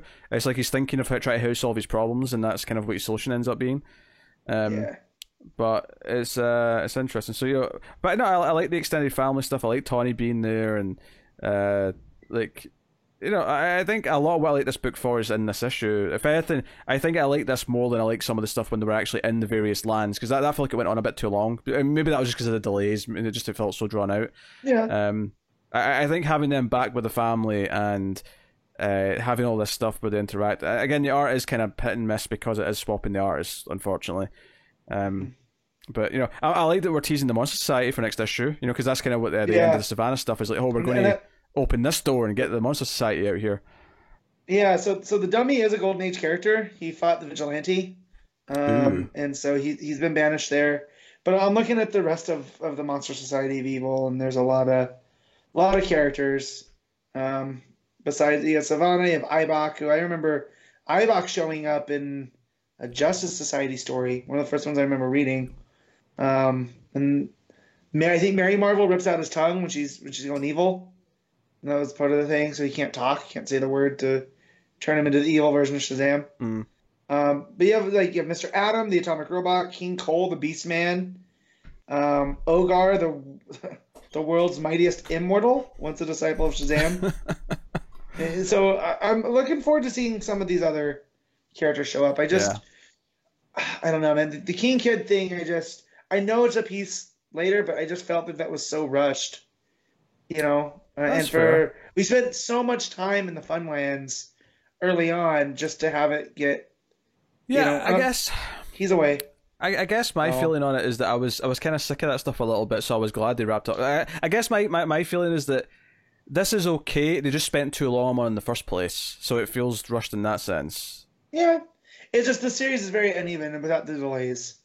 Again, I wanted a Shazam book for so long. It's starting to smooth out. The last couple of issues have been, reasonably spaced month to month. Yeah. So hopefully that holds. And now, and obviously there's the teaser Superboy Prime. That's the other thing is there's basically Superboy Prime has been held captive, and he's not actually one of the things that they want to let out. It's like no, he's different from everyone else.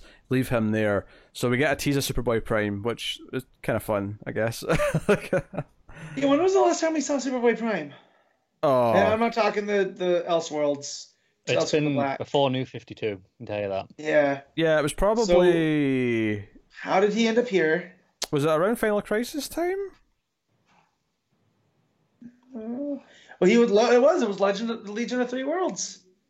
I think that was definitely the last prominent story he had. Yeah, I'm gonna find it. He definitely didn't show up at all in New 52. Yeah, no, and he didn't show up in Rebirth so far. Despite the fact that we were thinking Superman Reborn was going to lead to Superboy Prime for a while. Every week for like 6 months was Matt was like, I'm telling you guys, it's Superboy Prime. It's prime time. It's prime time, baby. Well, and then it got brought back up in Flash with who's ever in that armor, whoever that Paradox character is going to be. It's not him now. So yeah, that was a little uneven, but I dug it for the most part. What are you giving it, Matt? I'm going to give it 7.5. I love how I was more positive and I'm giving it a 7, but 7 out of 10 for me. We all know how my thing goes. I'm looking up Superboy Prime, all right? I gotta find this out. That was funny. He kind of covered his mouth as he said that. So I was like, I'm looking up Prime. Superboy Prime. He's actually just shopping on Amazon. Yeah. No, I'm not. I'm not allowed on Amazon after the last time. So might have tried to order some street hockey pucks, and Ash was like, "No, we're going to Disneyland next weekend." And I was like, "Okay, well they're going to be on the way." And it didn't go through. Let's just say it didn't go through. Okay, all right. So yes, that's just 7 out of 10 for me. That'll take us on then to Batgirl issue 43. Cecile Castellucci writing with Cian Tormey on the art. So that's I did not expect this at all. I mean, I could have read the solicits admittedly and expected it, but I didn't. So this is a sequel story to the last arc of the Titans book. Which I didn't read. Yeah, which you didn't read. And this is the weird thing, Matt, is early on in this issue, they showed this writer and they were talking about how he was making this a world, and I was like, this seems a lot like that Titan story. And then the very next page had an editor's note saying this was in. I was like, oh, it is this thing? It's exactly that thing from Titans. No, I immediately remembered that because I remember it was Tales of Unearth, and I liked that stuff in Titans. I thought it was a lot of fun, and he's essentially George R.R. Martin. And this might be the first thing that Castellucci's written that I outright didn't like. Yeah, I thought it was messy. See, I'm different than you, Matt. I thought that was easily the worst part of that Titans run. Was that last arc? Yeah, no, I didn't like it. So I felt kind of rough with this as soon as it became clear that's what it was doing. And I don't know, it's so weird because this has nothing to do with Titans, this book, No, but I don't mind the story. I mind the execution. It feels like a jumbled mess at times. It wasn't fun to read. It's clunky. There's so much dialogue and boxes. Yeah, and the lady that he's going after, that was his editor that inspired him. She's like, what is all this stuff? And then as soon as she gets there, she's like, oh no, I'm queen now. Yeah, she flips. She flips instantly and is like, okay, if you're going to prove yourself, we're going to be together now, then they go do this thing. There's a page early on. It starts with Babs reading the book in the bath, and just look at the amount of text on that page. There's so much, and it doesn't flow that well. It just feels like a chore. I mean, that's fair. I don't think it seems that bad though compared to some other stuff. I made a Twitter comment last night that I was trying to catch up on my books while watching the NHL All-Star Skills competitions, and I kept getting distracted. This was the book I was trying to read. And so yeah, that's fair.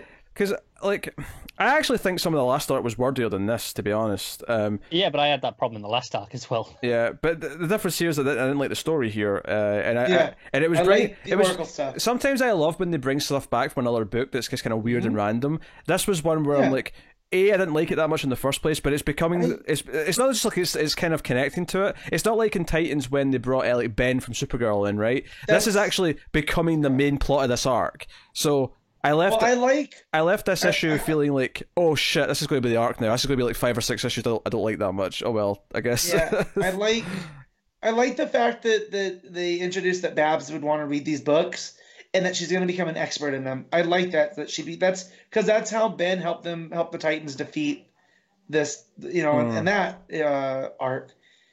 And then it just goes into him manifesting his powers in making a castle on Earth, and then making an unbeatable dragon so Jason that feeds off let's Jason's fit. not Like, forget Princess Bride Nightwing.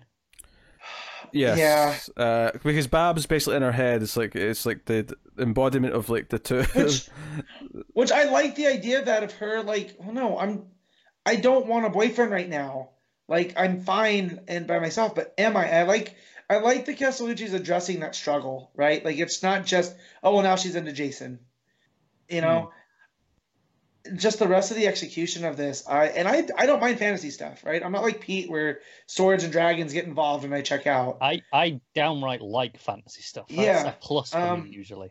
And then you introduce Batgirl to that, and I'm like, okay, this could work. And this was a shorter read. I didn't like it. I didn't particularly like the art either. Like the art's not. It's fine. I don't hate it. It's fine. I don't feel it matches the genre of fantasy. That's fair. I didn't have too much problems with the art myself, admittedly, but for me, obviously, I'm not a big fantasy guy, which is probably a first hurdle for someone like this. I think the bigger problem for me is that it's just such a different genre of story for Batgirl that it just feels so out of left field. Like starting this issue and being like, oh, we're doing like weird made up worlds that she's going to travel into. It doesn't feel like a Batgirl story. No, this feels like something you would do with, I don't know, like maybe Wonder Woman, but definitely something like Justice League Dark or something like that would maybe be more suited to like a made up world story. Well, Doom Patrol. Thinking about Unearth. If you want to do it with someone younger still. Sure, yeah. No, I do like the idea of Unearth becoming like Mira, right? Where it's this world that's made up only in this guy's head and that has this weird power, right? Because he's from our Earth, but Unearth isn't, right? And that because of the metal vibration, whatever, it gave him those powers. So I like the idea of it existing in that imaginary realm. But again, I don't... The idea of it, this world of stories, and you can get really meta with that. I like that in concept. Obviously, I didn't read the Titans, so I don't know if it was executed better there. In this, I just downright no. Well, in the Titans, he was just the maker, right? He's the creator, right? And he goes in there and basically whatever he wants to do. And here, I like the idea that he's bored and that he's been trying to create women. And I also like that Castellucci throws in there like, oh yeah, the women are always underwritten in these books, and so that's how they appear. That's why he's even bored with them there. That he needs the one woman he was in love with on they're all based on the woman he wants, but they all come out as 22s as opposed to the 60-year-old that she actually is. Yeah, and he goes, it's unfulfilling. So again, there's stuff I like. It's just not executed at all, and it's I don't know. It's a shame because I've been enjoying the run and Batgirl's been consistently good. Yeah. So this is the start of Rebirth, honestly, and I feel like after this issue, I'm like, well, I'm going to not like the next 5 now, probably. I'm hoping this is just like a 2-issue arc. Yeah, maybe. Yeah, I mean, I'm going to check April solicits. See. Yeah, check that because if I remember right, there was that one that they had to rewrite. That's right. Yeah. Okay. Well, Batgirl 46 in April. It says after a fight with Catwoman last issue, Batgirl thinks Selina is all right. These statues, I think this said so. And that's the thing at the beginning. It says part 1 of 2. So maybe this is just a little interlude. Okay, in that case, I feel better then. One more bad issue is fine. I can live with that. It doesn't say part 1 of 2 at the start in the credits. It just says part 1. No. But if she's fighting PG Domenico is coming back regular, so I think it's just to give him a break. If she's fighting Catwoman in March, then it means this story has to wrap up in February, so I'm okay with that. Yeah. Fine. Fine. Yeah. Alright, what are you giving it, Matt? This is a 4. I did not enjoy my time. On Matt's scale, I was expecting higher than that, but fair enough. Connor? I'm giving it a 3.5. Yeah, I'll go with a 4. 4 out of 10 from me. So that'll take us on to Metal Men issue 4. Dan Didio writing with Shane Davis on the art. This is what what 2 is it that go to the Comic-Con thing? Lead and Tin. Lead and Tin. Yeah. And they're treated as heroes, and they're all happy that they're being heralded. Also, Gold has a dick now. God, that was so cringe. I get it for laughs. I still have a juvenile sense of humor, but coming from DDO, I'm just like, dude, come on. I will say this. I did like the moment where Will's like date for the afternoon walks in and he says something like, "Oh yeah, I shouldn't be walking around listening for the lady," and then it goes to Tina in the foreground, and I thought, you know what, actually that was a well done moment because it shows that he doesn't consider her a lady, and then later on when she's feeling jealous because she's got feelings for Will and but she's not a real which girl, is always Yeah, that's always been a thing in Metal Men where she has those feelings for Will, but she can't act it because she's not. She's just she's platinum. She's not a person. And I like here. I mean, there's a lot of to like here, right? Despite that cringe, and then what happens at the end, it goes full DDO. I like what the Nth Metal Man is saying about the reason that the responsometers don't actually bring them out is because you're not harnessing their soul. What actually makes them it's kind of keep holding them back. I have to say though, and Will having to come to terms with that. Yeah, I have to say one of my favorite laughs of the issue is before they go to the convention, Led and Tin came out wearing like sunglasses and hats, and we're wearing these so no one will recognize us. Right. I love that, and I love the Robocon, and then being there next to other robots, and then the 150s looking robot starts hitting on Led, and wants to take him back up to the room. I thought that was real funny. And then how they need ID to get into the and they just put on a show, become like a tin can, and a can opener. I thought that was real funny. The guy running the show who's like dressed as Amazo, he complains about the guy who's dressed as cyborgs. Like, oh, by the way, cyborgs aren't actually androids. They're not robots. Yeah. Not robots. Yeah. I thought that was real funny. Yeah, there's a lot to like in here. I just and then at the end we get one of the people that was in line to meet Tin and Led is a kid named Kevin who turns into OMAC. Yep. And not Brother I. So we start talking to Brother I on the iPad, which is it spelled on his tablet? Is it an EYE pad? Yeah. Right. And he goes, "Yeah, go full blue." Mike, Brother I's not happy you're talking about him. Yeah. I didn't read the last OMAC thing. Did he? Me neither. In the New 52, maybe this kid was in there because he talks about how he gave it up and he's been OMAC before. Yeah, and it's probably like, him. Nah, you're doing this now. Yeah. So we see that basically the drone soldiers that came out and attacked them, one of them ends up being the guy who was running this convention. The Amazo guy. Not by choice. He's been kind of like assimilated Borg style. So it's kind of a sad moment, and we have this kind of ending. So then OMAC, the kid turns into OMAC, and that's the big cliffhanger. It's fine. It's a quick read. It's fun. Yep. Not my favorite issue of the bunch so far, but I'm still enjoying it. It was a nice palate cleanser after Batgirl. Yeah, I'll tell you that much. Yeah. Oh, definitely. And honestly, as much as we give Didio shit for going, oh look, OMAC again. Yeah. I kind of like OMAC. Let's be honest, it's a vanity project, but at least his vanity projects tend to be fun. So whatever. He's just greenlit this for himself, but there are a lot worse things he could be doing. Yeah, if DC gave me a book, can you not There's no way I wouldn't put Guy Gardner in there. He's gonna show up. I mean, if Dan Didio was announced as on a new book, he's gonna do a new miniseries, right? And the title was The Death of Dick Grayson. Then we could complain. Then be like, okay, Didio, you dick, what are you doing? Yeah, So, yeah. I mean, we already kind of did all those complaints. Well, yeah, we will anyway. But I'm saying, it's Didio. We're gonna complain, but you know what? He's okay with it now. It bounces off that shiny head of his. Yeah, I don't know. This just feels like Didio embracing the shit that he genuinely does love and just kind of having fun with it. He's not taking it too seriously. If you're gonna go DDO, go full DDO. Do the OMAC, do the Metal Men, throw them in together. But I do feel like there's a substantial story to be told here with the Metal Men about them actually becoming alive by the end, and with Gold, who was always the heart of the team, right? He's kind of a jockey douche here, and it's is that his actual, are those his actual feelings now?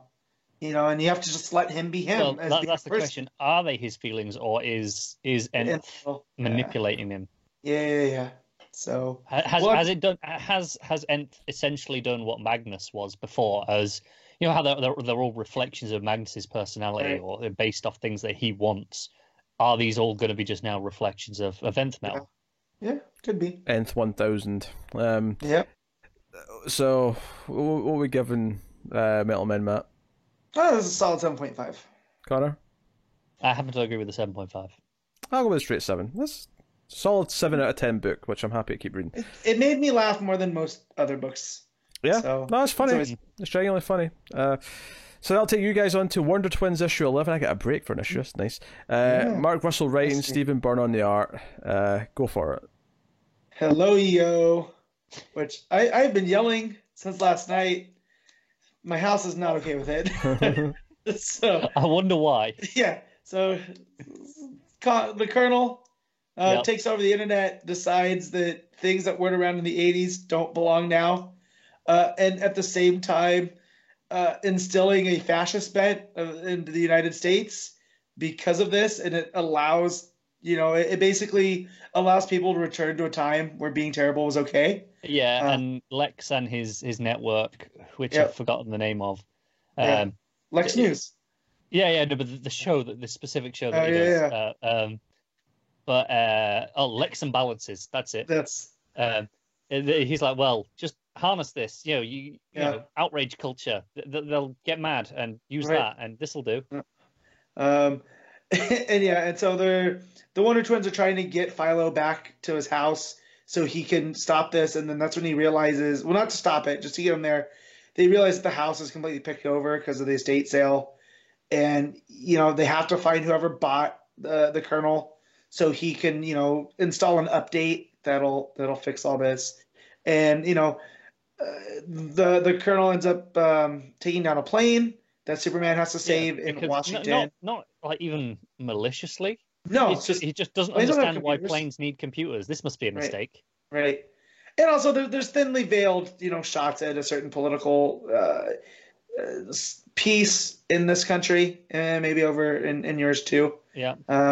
So, and it's Mark Russell as it gets. I feel like Wonder Twins has always had this little bit of an undercurrent of This is current the events. quote unquote preachiest that this book has been. Yeah, but he still manages to pull it off, and it's a pleasure to read because you also have the Colonel going and undoing gay marriages because he's like, no, it's 1980 whatever 1988, that can't happen, and so the couple that happen to plug him in are a gay couple, and so now you have Philo and the Wonder Twins and Polly trying to get into the house, which is all fully automated because it's 2020, and the Colonel turns it on them, and they can't get out of the house. So, but yeah, it might be seen as preachiest, but I feel like it at least resonated with me. Yeah, and I think preachiest is the word I'd use in the sense that you get to the end and they're like, oh, for a monster, a lot of people really love the Colonel, and Yeah. they didn't love him, they just loved the monster that he allowed allowed them to them become. to be. Yeah, because it like And gave them that's- permission to be terrible. Yep. And a certain person came to mind for me that I don't have to say, I don't have to spell it out. I think it's pretty clear. But there's Yeah. a few bits like that of the idea of the program won't let itself be updated, and it's Yep. like people and it talks about programs that are stuck in their ways, if they don't want to be updated, there's not a lot Right. you can do if they really resist it that No. much.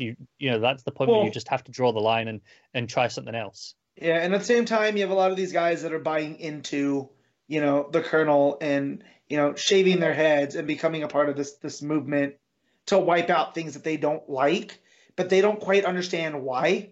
They're upset by it. And so they send in Repulso, and Repulso, who we've seen in other issues, he's the guy that smells real bad that Yeah. Jaina reached out to befriend. He's trying to talk sense into them, but they won't listen to him either. And it's like, well, really, who is the repulsive one here? And also Rescue Ram. Rescue Ram, yes. That's God love Zan. she just runs in and charges to the door to rescue Yep. and just goes, don't panic, I'm a Rescue Ram. Yep. So and then Zan also turning into a tidal wave and then swooshing in. swooshing in. So yeah, solid issue. I like Mark Russell a lot. this plays to his strengths, I feel. I still want to go back and read his Flintstones. I haven't done that yet because I feel it, from what I've heard, it's more akin to this than what we've had through Wonder Twins and I've been loving this book. It's been a blast. It's been so funny consistently, but also it's got some deeper stuff going on with it. Mm-hmm. And Stephen Burns' art's on top of the game as it has been. Like, but no, these Wonder comic books are fantastic. This is just another one. What's you rating it, Connor? I'm giving this an 8. Nice, 7.5 for me, but it's still real good. Oh, time for me to come back already. Yep. Told you we're moving today. Short shifts. If this is hockey, we're running short shifts. We got plenty of time. We're fine. I ain't trying to go to overtime, Pete. My legs are tired. We've flown through it. Look, I realised that last week was a particularly long show, okay? I'll admit that. Right? Triple Sales Talk did inflate the length. A touch. Yeah. A touch. A touch, he says. A touch. Alright, what are we on now? Far Sector, issue 3. N.K. Jemisin with Jamal Campbell on art. Now, this book is very good. I will say, I am having one bit of trouble with this book, though. Is I'm having trouble remembering a lot of the intricacies of the mythology issue to issue, because me too. I started this and I remembered we had a lot of good conversations last issue about her and her roommate and the mythology, but I couldn't remember what it actually was. I was sitting there trying to think. I was like, oh god, what was all the stuff we talked about last issue? This is going to read fantastic in trades because it'll all be fresh. So if you're going to sit and read 3 in a row, instead of having them spaced like we did. So I remember the stuff about the shipmates, and that means when they share basically a last name, they share a culture, and that and what that meant. But I couldn't remember which group was which. Yeah, I think this is something as well, though. It's the same with any new, create your own comic that, especially like a big dense sci-fi thing like this, where repetition. So the first few issues, you do feel like that. Maybe by the time you're on 5 or 6, you've got a firmer grasp. If you go and reread it, you'll understand it a lot clearer. That's kind of how these things typically tend to be with monthly comics. Well, no, I definitely have a vibe on the social stratas of them, and here when she goes to quell that riot, and she's trying to do it peacefully by appealing to them, and how she applies that to her own experiences and even history. That she was taught by her dad. Yeah, there's one moment in this where it kind of flashes back to something on Earth. It's the first time I've kind of seen anything like this from her. It's just like one of those war reenactment sort of things or whatever it is. And it's her kind of reaction to that. It's just this little quick moment. So it's like if this was a movie or a TV show, it'd be one of those like 1 second flashes. I mean, we don't really get anything out of it yet. It's just like, okay, it's a tease for like her history and how it relates to the story here. But it's like a riot where the people who are on the drugs to like have their emotions returned versus the people who don't, and the importance of those emotions, and so on and so on. It's a very dark ending because the police force basically just decide to kill everyone because to quell it. They get the order from the counsellor, who obviously we have at the start of the issue from the end of the last one, who we learn is got his emotions. Yeah. And what I like too, that her take on this is like, oh, so this is really no different than Earth, where if you feel if you're in a high place of ranking, the rules don't apply to you, but you make sure the rules apply to everybody else. And so she gets that vibe. She's trying to. She's like, hey, let me talk to him. I can. Yeah, if we get through to him, he'll tell you this is fine. We can stop, and I can talk him down, thinking that he'll understand because he's emotional and he's on it, so he'll understand some leniency. And then it's like, no, the order came from him. It's too late. They kill everyone, and the book ends with her saying, "All right, you MFers have made me angry," And so we have a pretty good cliffhanger there. I mean, there's a little bit with the roommate as well before this stuff. Just some more character building, but the roommate's like, "Oh, did you spent time alone with the the whatever I don't know what his rank is. I've forgotten." But like, well, then she. So as the thing that stood out to this for me is the lesson from her dad about there's people that want peace just to make it quiet, right? So they'll give peace in the short term, but that doesn't actually solve problems. And you have to agitate for what you want, and you might have to create a little bit of noise in order to have that lasting peace. And there's so that's something my dad said, and then there's an editor's note, but it said, also Martin Luther King, which we just had the holiday here At least in Nevada, there's some states that don't. But anyways, you know, so I thought that this coming out on that week was a real nice touch. Um, and what she tries to do to where she automatically sides with the people that are protesting to have their emotions. Yeah, because You know? she's kind of like, look, hey, I Yeah. get it. You want to protest. I understand Yep. that, but you didn't go through the right procedures. I'm an Right. officer of the law. You're going to have to stand down and disperse. Yeah. But give me your demands. Right. I'll take them to the council. I'll make sure they read them. And but in the meantime, just go home and don't get yourselves killed. Don't get into trouble. And then the other people get mad at her for siding with them. She's like, no, wait, you guys already have everything you need. They're the ones that are protesting. So stop counter protesting because you're only making things worse. And then that's when they decide to shoot on everybody, and because of law and order. And that's where you get that panel. So I looked up the Manzanar historical site, and Mm-hmm. this is the second time that the relocation of the Japanese citizens during World War II, comes up this week in a book. Um, so yeah, it's some pretty dark stuff there. And the stuff with Nixon and Agnew and their whole law and order push, and how you can weaponize, certain groups can weaponize, well, just because it's the law. And just because it's the law, an unjust law is still unjust. And that's where she's like, all right, well, I'm a Green Lantern. I don't have backup. I got to do this my way. And I'm really starting to like Jo, like as a Green Lantern. We're finally starting to get to know her as a character, and Yeah. she's not just this Green Lantern stranger in a strange land. No, she has values, she has principles, and she's gonna, I don't want to say enforce because that seems rough, but you know what I mean. She's gonna do what she thinks is right. Yeah, it also mentions she's waiting for like a message from her mum. Like she is actually sending mail back. It just takes a long time to go through. Yep. Because it's got to relay through different stations. Yeah. It takes time. It makes sense. Because she talks about how she grew up watching westerns and all that, Yeah. but all those seem to have these loner characters who don't have anyone to tie them, to anywhere Right. else. But she actually does have family. She does have And people then- she cares about. And then I got thinking, I was like, this is a frontier town. It's Far Sector, right? Mhm. Like, Yeah. how come I didn't think of that earlier? I guarantee you that we're going to get one of those emails with bad news, and it'll be way too late because of the time delay. Yeah, right. But yeah, no, I'm starting to like Jo a lot, and this book's the art always fantastic. Like, Yeah, it's there's a so small clean. touch I really like in regards to the art is the way the editor's notes are handled. They're Yeah. not in this big separate box that just kind of sticks out and really noticeable. Because Yeah. often I find when I'm reading a comic, I'll see the box of an editor's note catch my eye before I've First. even read what Yeah. it's referencing. Whereas here, they're really subtle. They're just in the white space between panels. The one that got me was the sign. I didn't realize it was on the sign. I just saw the editor's note and it says translated, and I was like, What wait, was? what is And what you was? look And then I back up see it and on the it's- sign. yeah. Yeah. So It was nice.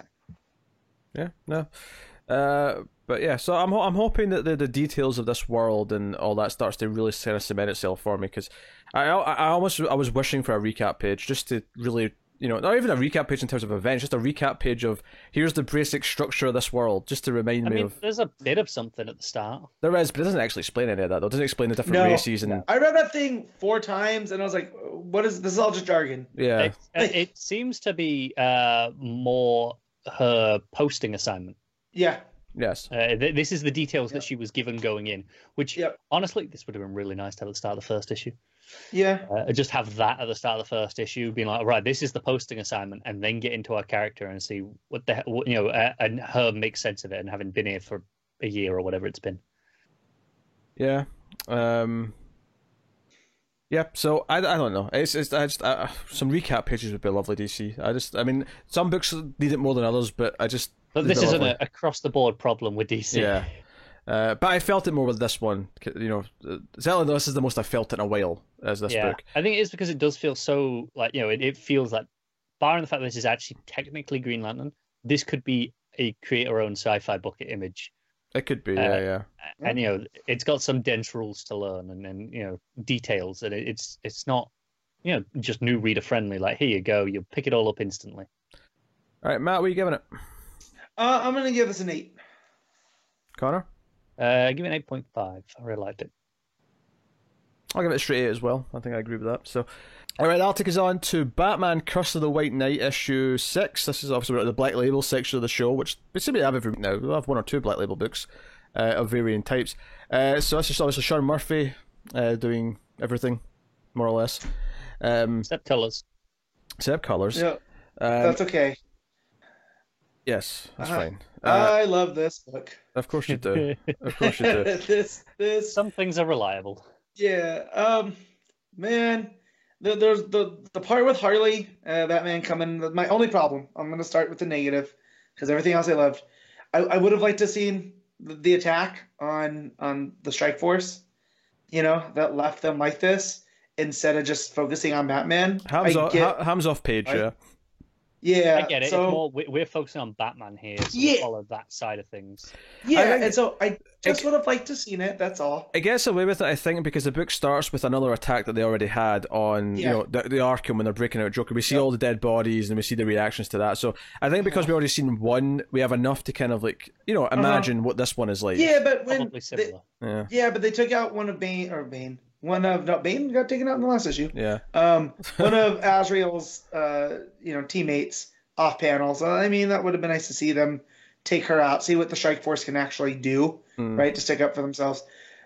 I will say Murphy's Joker made me laugh a couple times in this.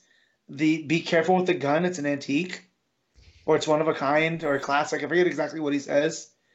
I thought that was legit funny. Because it's the long barrel pistol. Yeah. And it ends up becoming a major factor later. Jason Blood gives a lot more history on everything. But not all of it, of course, because then Joker reveals even more at the end. Yeah, so I'm reading this and going, that's Jason Blood. He's at the hair thing. And then we get to there, and I'm reading it this morning, because I saved this for last, and I go, I effing knew it. Do you know what I find really interesting? Because I was the same. I was like, it's the hair thing. Yeah. He's a priest. Yeah. He's got the collar.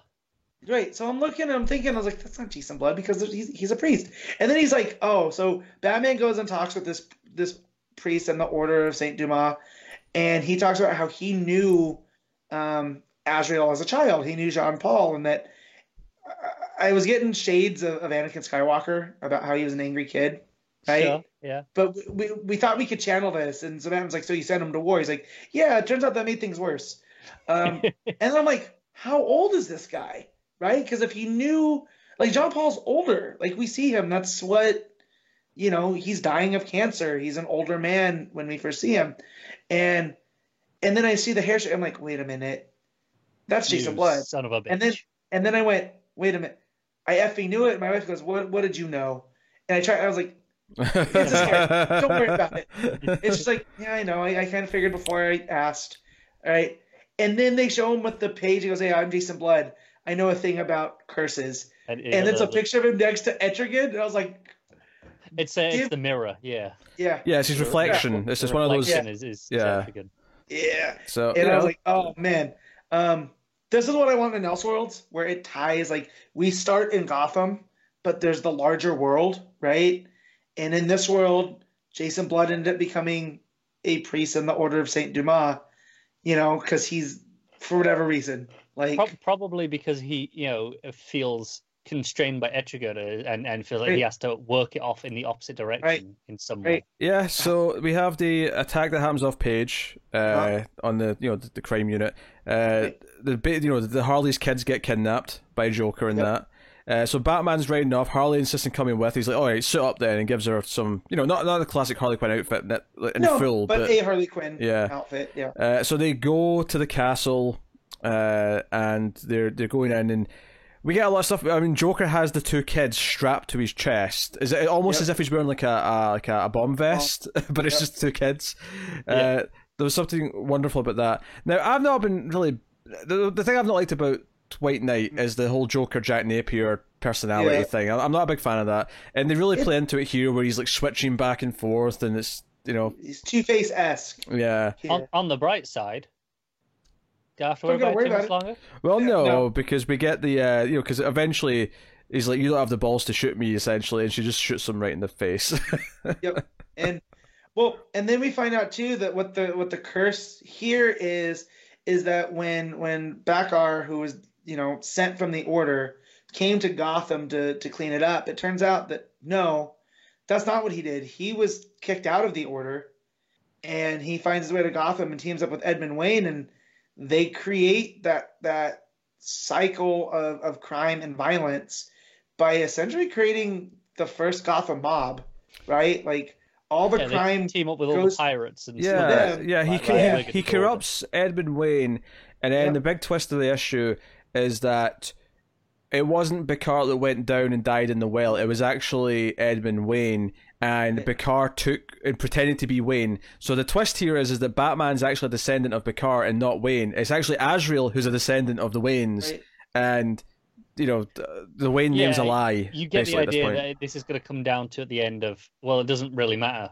who his ancestor was. He's a Wayne now, and that's what counts. And he's and what? Right? Well, and it's who the Waynes became later. It wasn't who they were.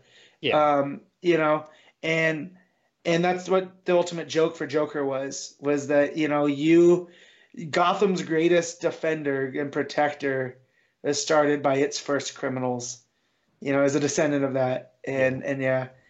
Oh man, I'm hoping the project he's working on now is a story set during that time. Well, I can tell you because he did another Q&A on Twitter in the last couple of weeks, and he said, "Stay tuned for a Harley spin-off book announcement." Oh, okay. So we'll get something at least more. The other thing I like here is Harley's relationship with Bruce, in that she goes, "I'm going to do this because I trust you, and it better not blow up on me, because I've known you long enough to know, and then it does blow up and it loses her kids, and then she's like, no, I don't care if I'm bleeding and my ribs are broken, I'm going back and getting my kids." So again, between Murphy and Harleen and some of these other stuff, I'm really starting to get a fondness for a certain version of Harley. And it ends with him holding her as Joker's dead body's lying in the foreground, and that's the end of the issue. Yeah. So again, because it is this Elseworlds, it gets to kill off characters willy-nilly. We've had Gordon's death, we've had Bane's death, and then we've had Joker's death. We can do that in this book. So. Do you know what? Speaking of those deaths, there was another fun question that was asked, because he was asked about Ivy, and he goes, I killed off a lot of characters, most of the villains last issue, and I specifically didn't kill Ivy, not because I want to do anything with Ivy, just because I don't want all you people on the internet coming after me, because he knows what it's like. And I'm just not going there. He knows what he knows what he would do. All right, Murphy, don't make me. I'm gonna put my Twitter fingers down. All right. Yeah, I hope it was like a little post-credit scene in the last issue. It's just Ivy dying in the most ridiculous way possible, just as an ending. Just so it's like, I don't have to talk to anyone anymore. It's done. It's over. Bye. Yeah, but no, this is a world that I can keep coming back to every couple of years, and I'll be fine. Like even the Freeze one, which wasn't as good as the other stuff. But it broadened the horizons. I ended up talking to a person at the comic shop, and he ended up going back and picking up the original. And then whatever the issues were up to this at the same time. So because of how I was talking about it. So that's a win. Well, I know he's calling it the Murphyverse and is expecting it to be around for a while, just basically as long as DC keep launching stuff. And given that it sells pretty damn well. Oh, yeah, it's popping out of the top 10 all the time. I think DC are more than happy for him to keep doing this. Yeah. I would love for him to do a kind of a source book with like smaller stories with other characters. Because what's his Superman like in this world? Or his Green Arrow. How is his Green Arrow different from Bruce? We might get there, given that we introduced Jason Blood in this one, which I did not see coming. It's totally outside the realms of what we can do with it. Has any of this so far actually even referenced a Superman or anything like that? Or Justice League? Maybe they just don't exist. Maybe it's just not, those characters aren't here. But until Jason Blood was popped up in this one, I'd have said they probably don't. But now I'm like, maybe some form does or will. Maybe they don't yet. Yeah. Or what's Wonder Woman like in this one? Yeah, I can see playing with maybe Wonder Woman hasn't left her mascara for yet for whatever reason, but she does. Right. So whatever it is, I'm here for it. Like this issue, that turn where it turns out he's actually a descendant of Bakar and not Edmund Wayne. Despite Edmund Wayne looking an awful lot like Bruce, I feel so. There's a panel that's got Edmund Wayne with that redheaded girl, and so I'm almost wondering too if this is just a part of the Joker's overall joke, right? Is that he's not that he's necessarily lying, but he is a Wayne after all. He is a Wayne after all, and that Edmund did, but it still stands, right? Like, yeah, I think that's worth noting as we're taking this at face value as fact. Yep. But this is the Joker telling him the story. Just because the Joker is saying it and maybe believes it does not necessarily make it the truth. Yeah. So I'm just, I can't say enough good things. Yeah. I don't know if I wanted to swerve back the way now. I feel like we've had enough swerving with the story, but I mean, if they swerve it again, whatever. And I want more Batsylvania. That's all. Arkhamvania, man. That's what we call it. He was referred to as Castlevania. Castlevania. There you go. It sounds like Dracula saying it. Castlevania. That's probably why I went with it, because he's smarter than us, clearly. Yes. I gotta go read what's his book, Punk Rock Jesus. I gotta read that still. I want to read that, but everything else of his that I've read, and even though like my favorite American Vampire arc is his art, so I'm sure he had a little bit to do with Snyder. They work together well. The Wake, I love The Wake. Wake is so good. Because it becomes something completely different at the end. It's a book of two halves that you will either hate the second half or go, holy shit, I love this. Yeah. So I haven't read it. Murphy, I'm there. I don't know yet, so I haven't read it. Go. Pete will definitely love the first half. It's very John Carpenter. The first half, very James Cameron Abyss. With some horror thrown in there. But yeah. Okay. So cool. What are you rating this, Matt? I'm giving this one a 9. I love this issue. Got it. 8.5. Straight 8 for me. Still solid. Still good. Which will take us on to the other Black Label book. This is the non-DC-ish one, if you will. This is the Hill House book. This is Basketful of Heads issue 4, the middle issue of this 7-issue mini. Joe Hill writing with Leo Max on the art. And we have... Yes, Matt? Can I just say something? On you go. Can I just say I was right? Something is leaning more towards your interpretation of that twist, yes, I will say. Yeah. No, I told you that guy was a cop. And that guy was, in fact, a dirty cop. So, boom. That's all. Carry on. I mean, we know he played on the baseball team. I mean... Pete, he legit says he was a dirty cop. He was a hell of an infielder, but he was a dirty cop. So he was definitely, that uniform was his uniform. You got that from what that said? That's interesting. Is that not what it says? I'm joking, Matt. I'm just trying to wind you up. Okay. Gotcha. I don't have it in front of me right now, but yeah. Oh man. Good middle infielder, outrageously dirty cop. Yeah, there you go. Middle infield too. That guy, the guy shaped like that. I know baseball. Guys shaped like that are not infielders. Honestly, that meant nothing to me. Yeah. So, anyways, guys shaped like him playing the outfield where they don't have to run too much. All right. Like I played outfield a lot when I played baseball, so I know. Anyways, I'll be honest. I probably couldn't have told you it was baseball. Yeah. Well, infield. That's usually infield is a baseball term. No, it makes sense now that you go baseball. I go, oh yeah, sure, that makes sense. Yeah. But I wouldn't have gone, oh yeah, that's definitely baseball. Off the top of my head. Then again, it wasn't baseball; it was softball because he was on the softball team. Anyway, same difference. I want to get. Well, no, it's a little bit different. There's subtle differences. It's the same difference. I mean, I know what the differences are about, but they're basically the same damn thing. Yeah. You hit something with a bat. Yeah. Now that I'm saying it is softball, he definitely could have been an infielder for softball. It's a little bit different. Skill sets. You can be tubby and still do it. Not in shape. Anyways, I want to commend Joe Hill on doing this thing where I started to feel like June's an unreliable narrator, and going like, wait a minute. I know what I read in the last 3 issues, but as she's starting to doubt herself, I'm starting to doubt it too, and going like, well, maybe she's just it's not what she perceived, and she just panicked. And we're seeing this through her panicky, and then you get to the end and definitely go, oh no, she's 100% in the right here. Yeah, throughout. because this bigger guy that she attacked her at the end of the last issue, he starts to act as if she attacked. He saw the head, got scared, Yep. and that she's the one that was dangerous, and Yep. she's now killed him. And he's so committed to that version of the story, even once he's dead, that she's it starts to feel like is there something to this? Like Yeah. She's like, but what about the wire cutters? And she's like, well, Yeah. I cut a dog out of the fence, and Barbed it got a bit caught.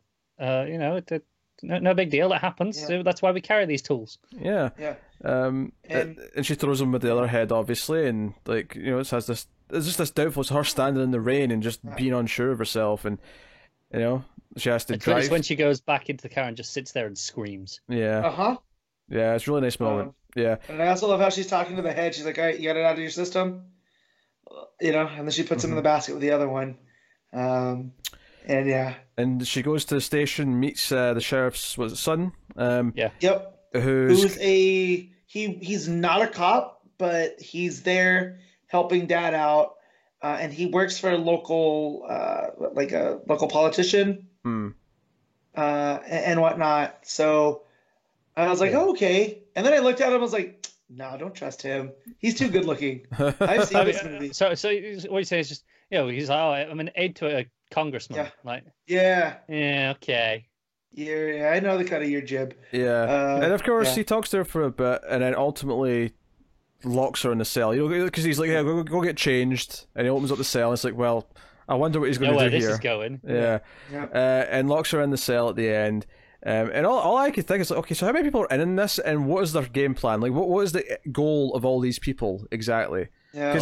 Because Yeah. well, yeah, but I don't necessarily feel, because I feel like she's just kind of a bystander in all this. I don't think she's the goal here, but somehow everyone seems to run into her, and it's causing all these problems. Well, to be fair, it is She was like, a loose end. She was in the house, so they left the first guy to deal with her while they took the boyfriend off to interrogate and get the money. She ran across the second one coincidentally, and she went to the police station because she thought it'd be safe, and he's waiting here because it's a safe place to wait while they do the other stuff. So it kind of all tracks logically. Do we think the sheriff... That's assuming, though, that the boyfriend actually isn't in whatever's going on anyway.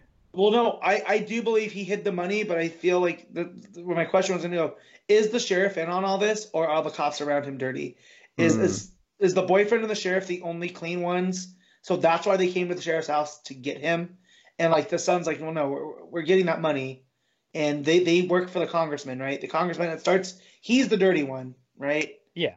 And it flows from there. And so the sheriff was actually doing his job, right? And he had the boyfriend collect the money and hide it so the congressman couldn't get to it. Yeah, to or keep whatever. it away from the dirty cops. Yeah. Right.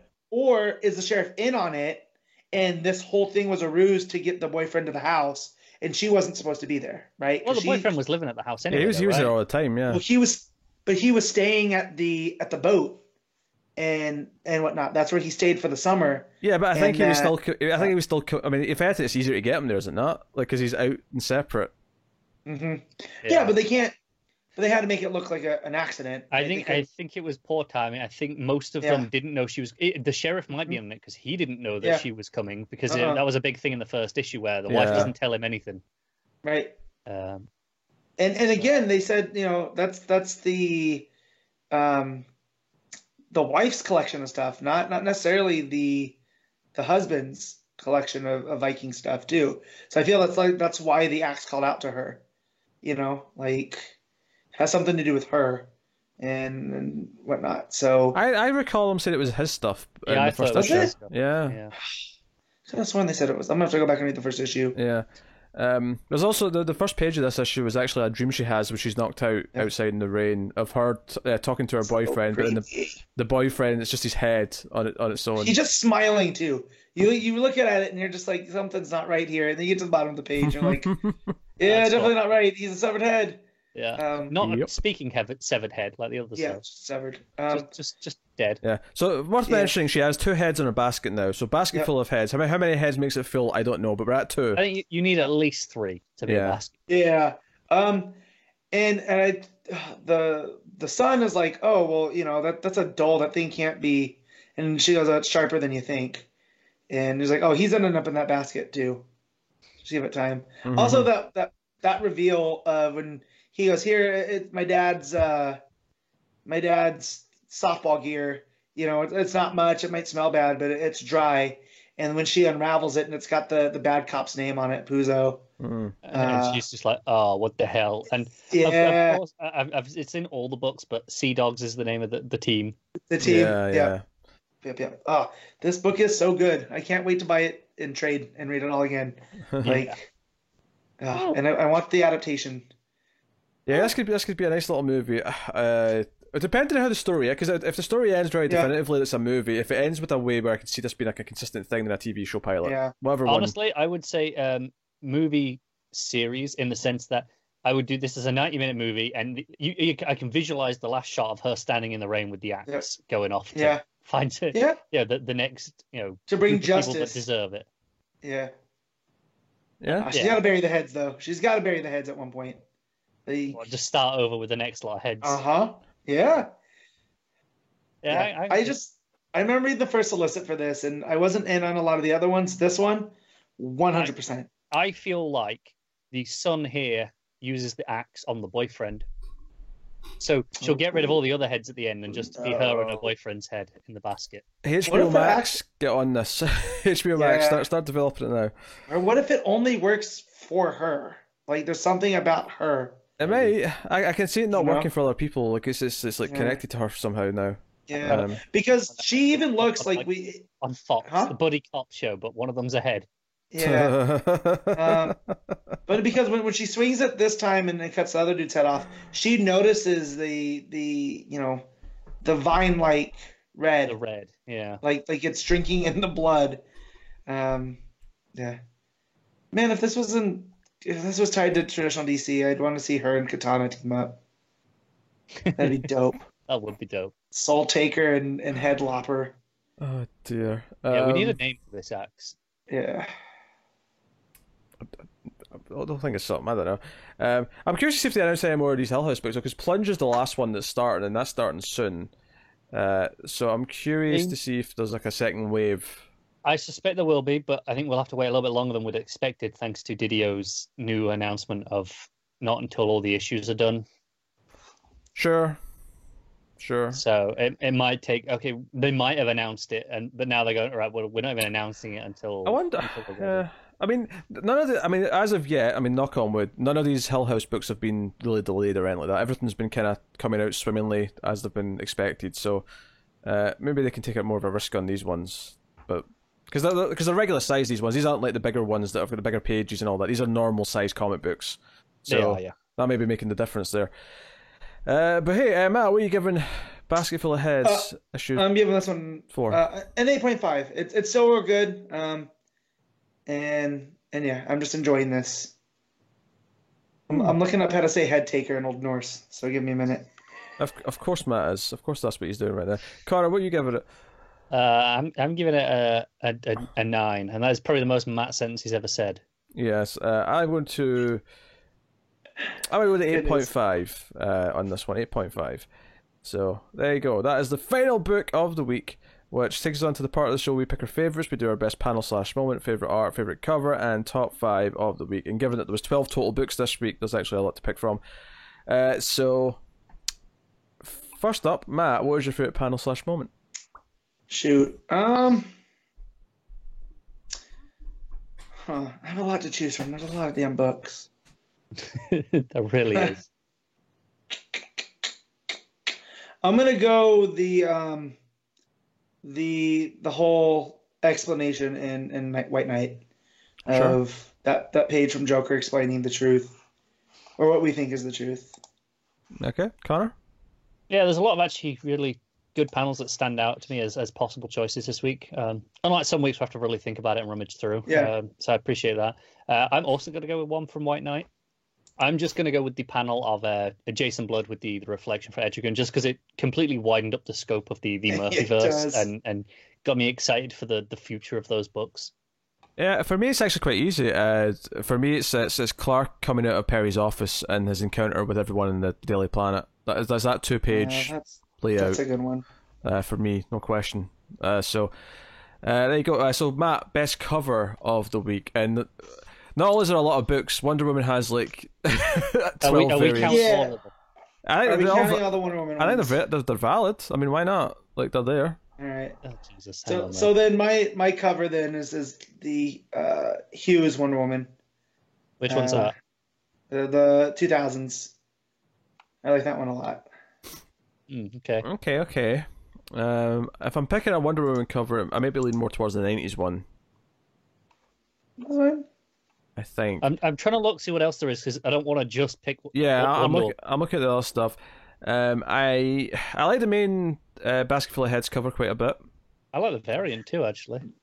Which one is that one? Because those aren't the right ones. My one from the shop is different than those. It's got her in the rain with it looks like headlights on her. Yeah, That's that's the the one. cover that I That's what got. I'm talking about. That's the one I'm talking Okay. about. On my previews page, I don't have that. I have the Yeah, it's a different cover. Yeah. Yeah, so Yeah, for some reason, Diamond's got the wrong covers for yeah. Basket Full of Heads. I don't know Okay. why.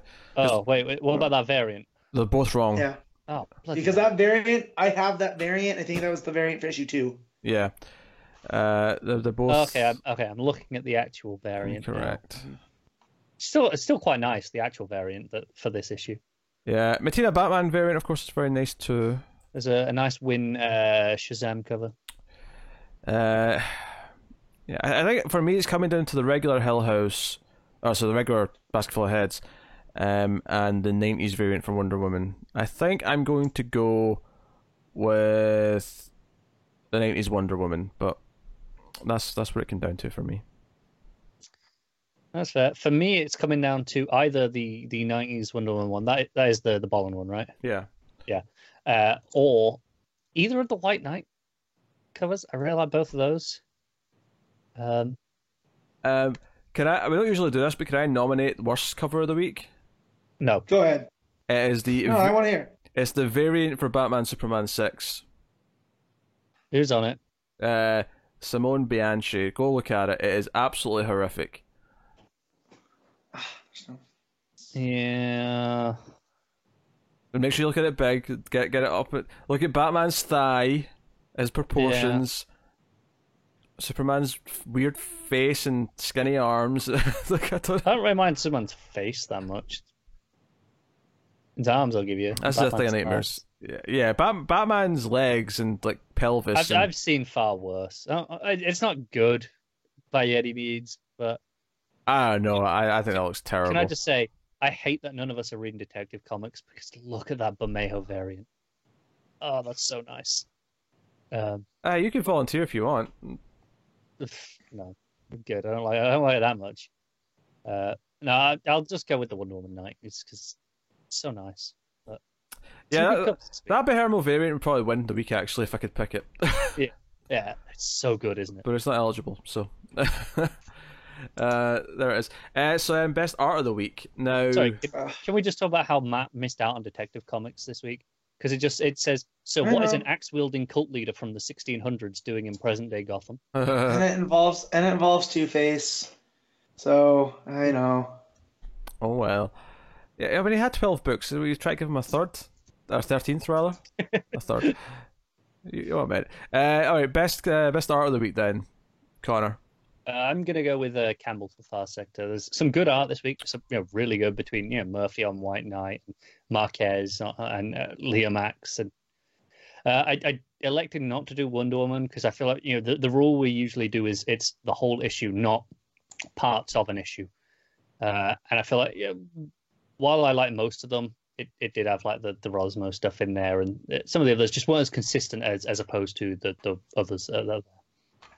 I mean, the powers can raise it above to still count it if you want to, but I mean, you're including everything when you're I'm saying it. looking at as a whole. I feel like I'll sit with Campbell. Yeah, I think I'm going to say obviously Murphy's great, Leo Max is great, Campbell's obviously very, very, very good. I think I'm actually going to go with Marquez on Batman Superman. I think that was mostly more to my taste out of the stuff this week. But there you go. Matt, what are you going with? So it's down to Marquez and Murphy, and I'm having a hard time deciding. I think I'm just gonna go with Murphy. Yeah, That's fine. I'm gonna go with Murphy. You go with Murphy. Oh. All right, so that is our top 5 books of the week. Matt, go. Okay, if I can remember, because it's been White Knight's number one. What else was at a 9? Shoot. Superman, Matt. Superman. Yeah, Superman. Um, I go Basket Full of Heads. This is all from memory. I didn't get Batman Superman that much. I'll go with Wonder Woman 750. And then, so we got White Knight. Wonder Twins. I got, Wonder Twins up there. I got White Knight, Superman, Basket Full of Heads, Superman. Yeah, and then Wonder Twins. I'm sure that's not right. Did you say but, Far yeah. Sector? Because I feel like you might have wanted that. Far Sector. Thank you. There you go. All right. Where did it go? Was that number 5 or was it like? That was number 5. Yeah. Okay, all right. That's Wonder Woman 750. all right, Cara, what you got? Basket Full of Heads, White Knight, Far Sector, and then Wonder Twins and Metal Men, apparently. Okay, my number 1 is Superman. Love that issue. Number 2 is... That's a lot of books. Number 2 is probably Basket Full of Heads. Number 3, Curse of the White Knight. Number 4, I think, is Wonder Woman. Number 5 is Far Sector, I think. It's a lot of books. A lot of books. And I Wonder Woman deserves to be there, because I think there's enough great stuff in there that it ultimately, gets there. But obviously there's a couple of things that I really didn't like as well. So there you go. That's a tough eyes. Real quick, I'm looking up. I'm trying to translate this name, and I'm looking up, and the Vikings had like 18 words for stab. Of course they did. I wonder if they meant different. It was a light stab, They a strong all stab. mean different things. Yeah. There's different. But yeah, there's one major word, but there's different versions some are more of of it. a thrust. Yeah, more of a thrust, more of take an attempt, like take a stab at. They're translating it there. That cracks me There up. could be stab with intent to maim, stab with intent to kill, Right. stab with Yeah. Oh man, that's funny. more of a slashing, perhaps could be one of them. Oh no, that would be slash. You got 10 other words for slash. Possibly. I'm looking for steal. I don't know if I want take or steal. Oh my. Head taker or head stealer. Remember an hour ago when Matt was we have to get through these.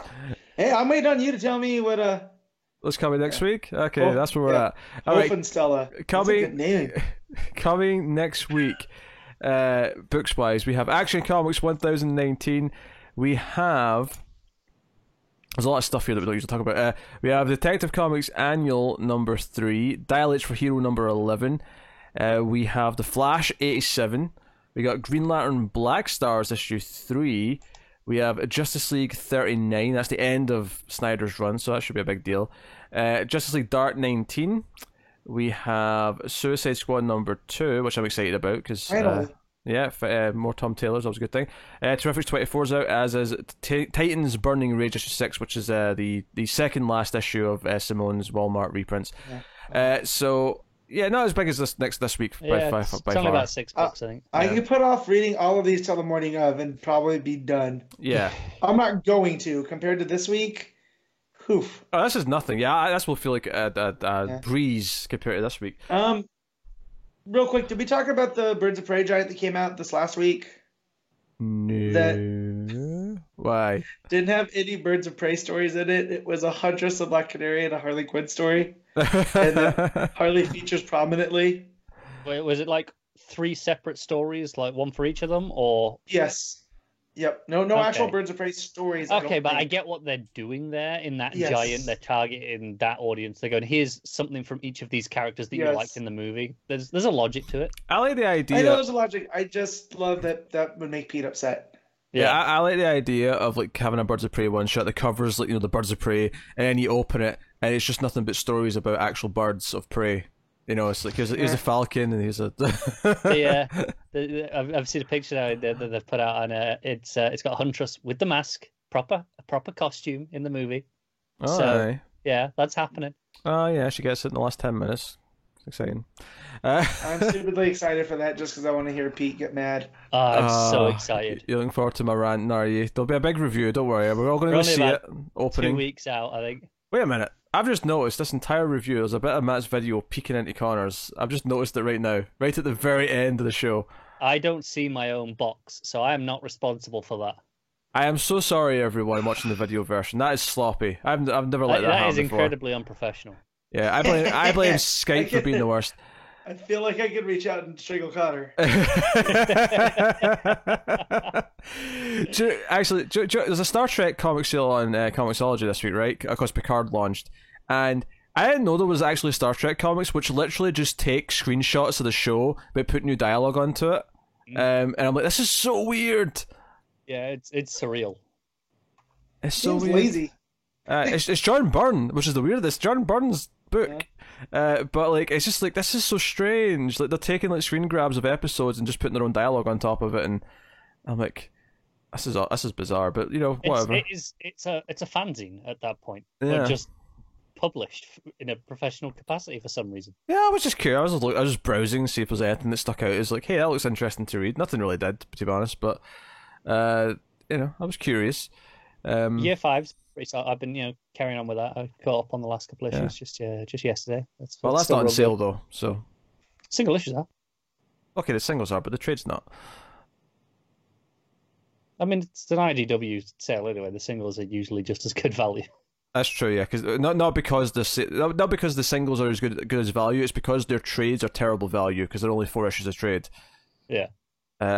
Which is why to this day I still buy the single Turtles issues in sales rather than the trades, because I started with the singles, and B, I might as well because the value's basically the same. Yeah. So might as well keep going. But hey. So it is worth mentioning that there has been a DC sale every week out since they came back. They just had that 1 week off after the big sale, and then it's back to normal. So yes, there was nothing to worry about. Yeah, so that's good. So I mean, I suspect there'll be a Big Birds of Prey sale. I will be shocked if there's not. Very soon when the movie's coming out. They always seem to tie in the sales to I think it'll be another week first, and then it'll probably be the week after, because that'll overlap onto opening weekend will be when that's on. Yeah, I may have to get myself some single issues since they stopped doing the trades of the Dixon's run. I'll just get a nice big chunk of those singles. How dare they? I know, they're bastards. Absolute bastards. Oh well. As far as stuff coming up this week, obviously, so previously on was this week, so there won't be one this coming week, but the week after, so you can look forward to that.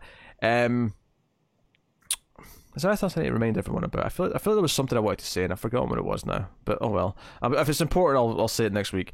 It'll come back. Get us at DC Comics Podcast on Twitter for updates and things if you want to say things to us. Or some people tweet news stories at us or interesting tidbits or whatever. Always nice to see. Don't tag me in sports shite, please. Tag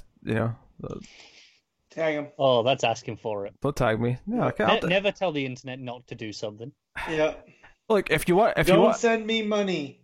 Yeah, that one's okay. If you would like to remain unblocked, don't tag me in sports stuff. So it's fine. You want to try my patience? Because I'll do it. I'll freaking do it. So this. I'm gonna do it when I'm done and see if he blocks me. I'm not talking about you. I'm not. I know you're a troublemaker. I put up with you because you're like just in my life. All right. No, you can't get rid of me. I've tried multiple times. I know. With various ways. So yes, you can of course check out Previously in the Multiverse if you haven't already. Check out other stuff we do via MailFuzz TV. Me and Connor typically review TV shows, although me and Tara are doing Picard. And of course there's Screams After Midnight, the horror movie podcast, and there's the Atomic Cinema Experiment, it's a sci-fi movie podcast. All these things are available on MailFuzz TV and YouTube, or you can find the various audio podcast feeds. They're all linked neatly in the Patreon, which is a good way to go to Patreon. If you want to support us and everything we do and keep all the content coming, and at the $5 tier you get voting rights and some of the stuff for the side shows like previously on and some stuff. You go to patreon.com/MailFuzzTV and support us for as little as $1 per month and get some bonuses for your troubles, so go and have a look-see. And I will take this time to thank our Patreon producers for the month as well. So thank you to David Short, Alison M. Fordyce, Cindy Palacios, if I'm saying that right. I got corrected after months and months and months of saying it wrong. I've still not quite nailed it. And thanks to Tyler Hess as well. So thank you to you guys. That means they're all patrons at the $20 or up tier, but there. So that has been episode 191 of Comics from the Multiverse. We're getting close to 200. Like and subscribe, all that jazz. Guys on Twitter, ding the bell on YouTube for notifications, yada yada yada, all the other things that I usually say. But otherwise, keep reading DC Comics and look forward to the owl version of Screams After Midnight that's coming soon. All owls all the time. Yeah. He tweeted that he saw a leprechaun on the wing of the plane, and I lost it for about 3 minutes. No, he did not. No, he did not. That was me. I was Yes. pretending to be Tim. I tweeted that. You did? I tweeted that. Oh, wow.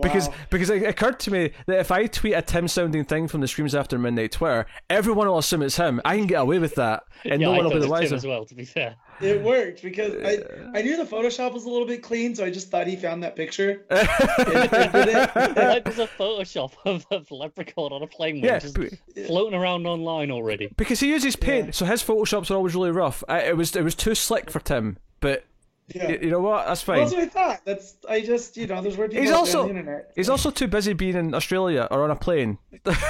Which is the other. He didn't tell me he's gonna box a kangaroo for me. He's gonna lose. Yeah. I know. I always want to see Tim's reaction, like when it came on the news that Australia was on fire, when they realised that we're going there in a couple of weeks' time. Like I want that moment, and hello darkness, my old friend. Just zooming in on Tim. The slow zoom. Yes, not to make light of Australia. It's actually very serious, and Yes. the world is in jeopardy.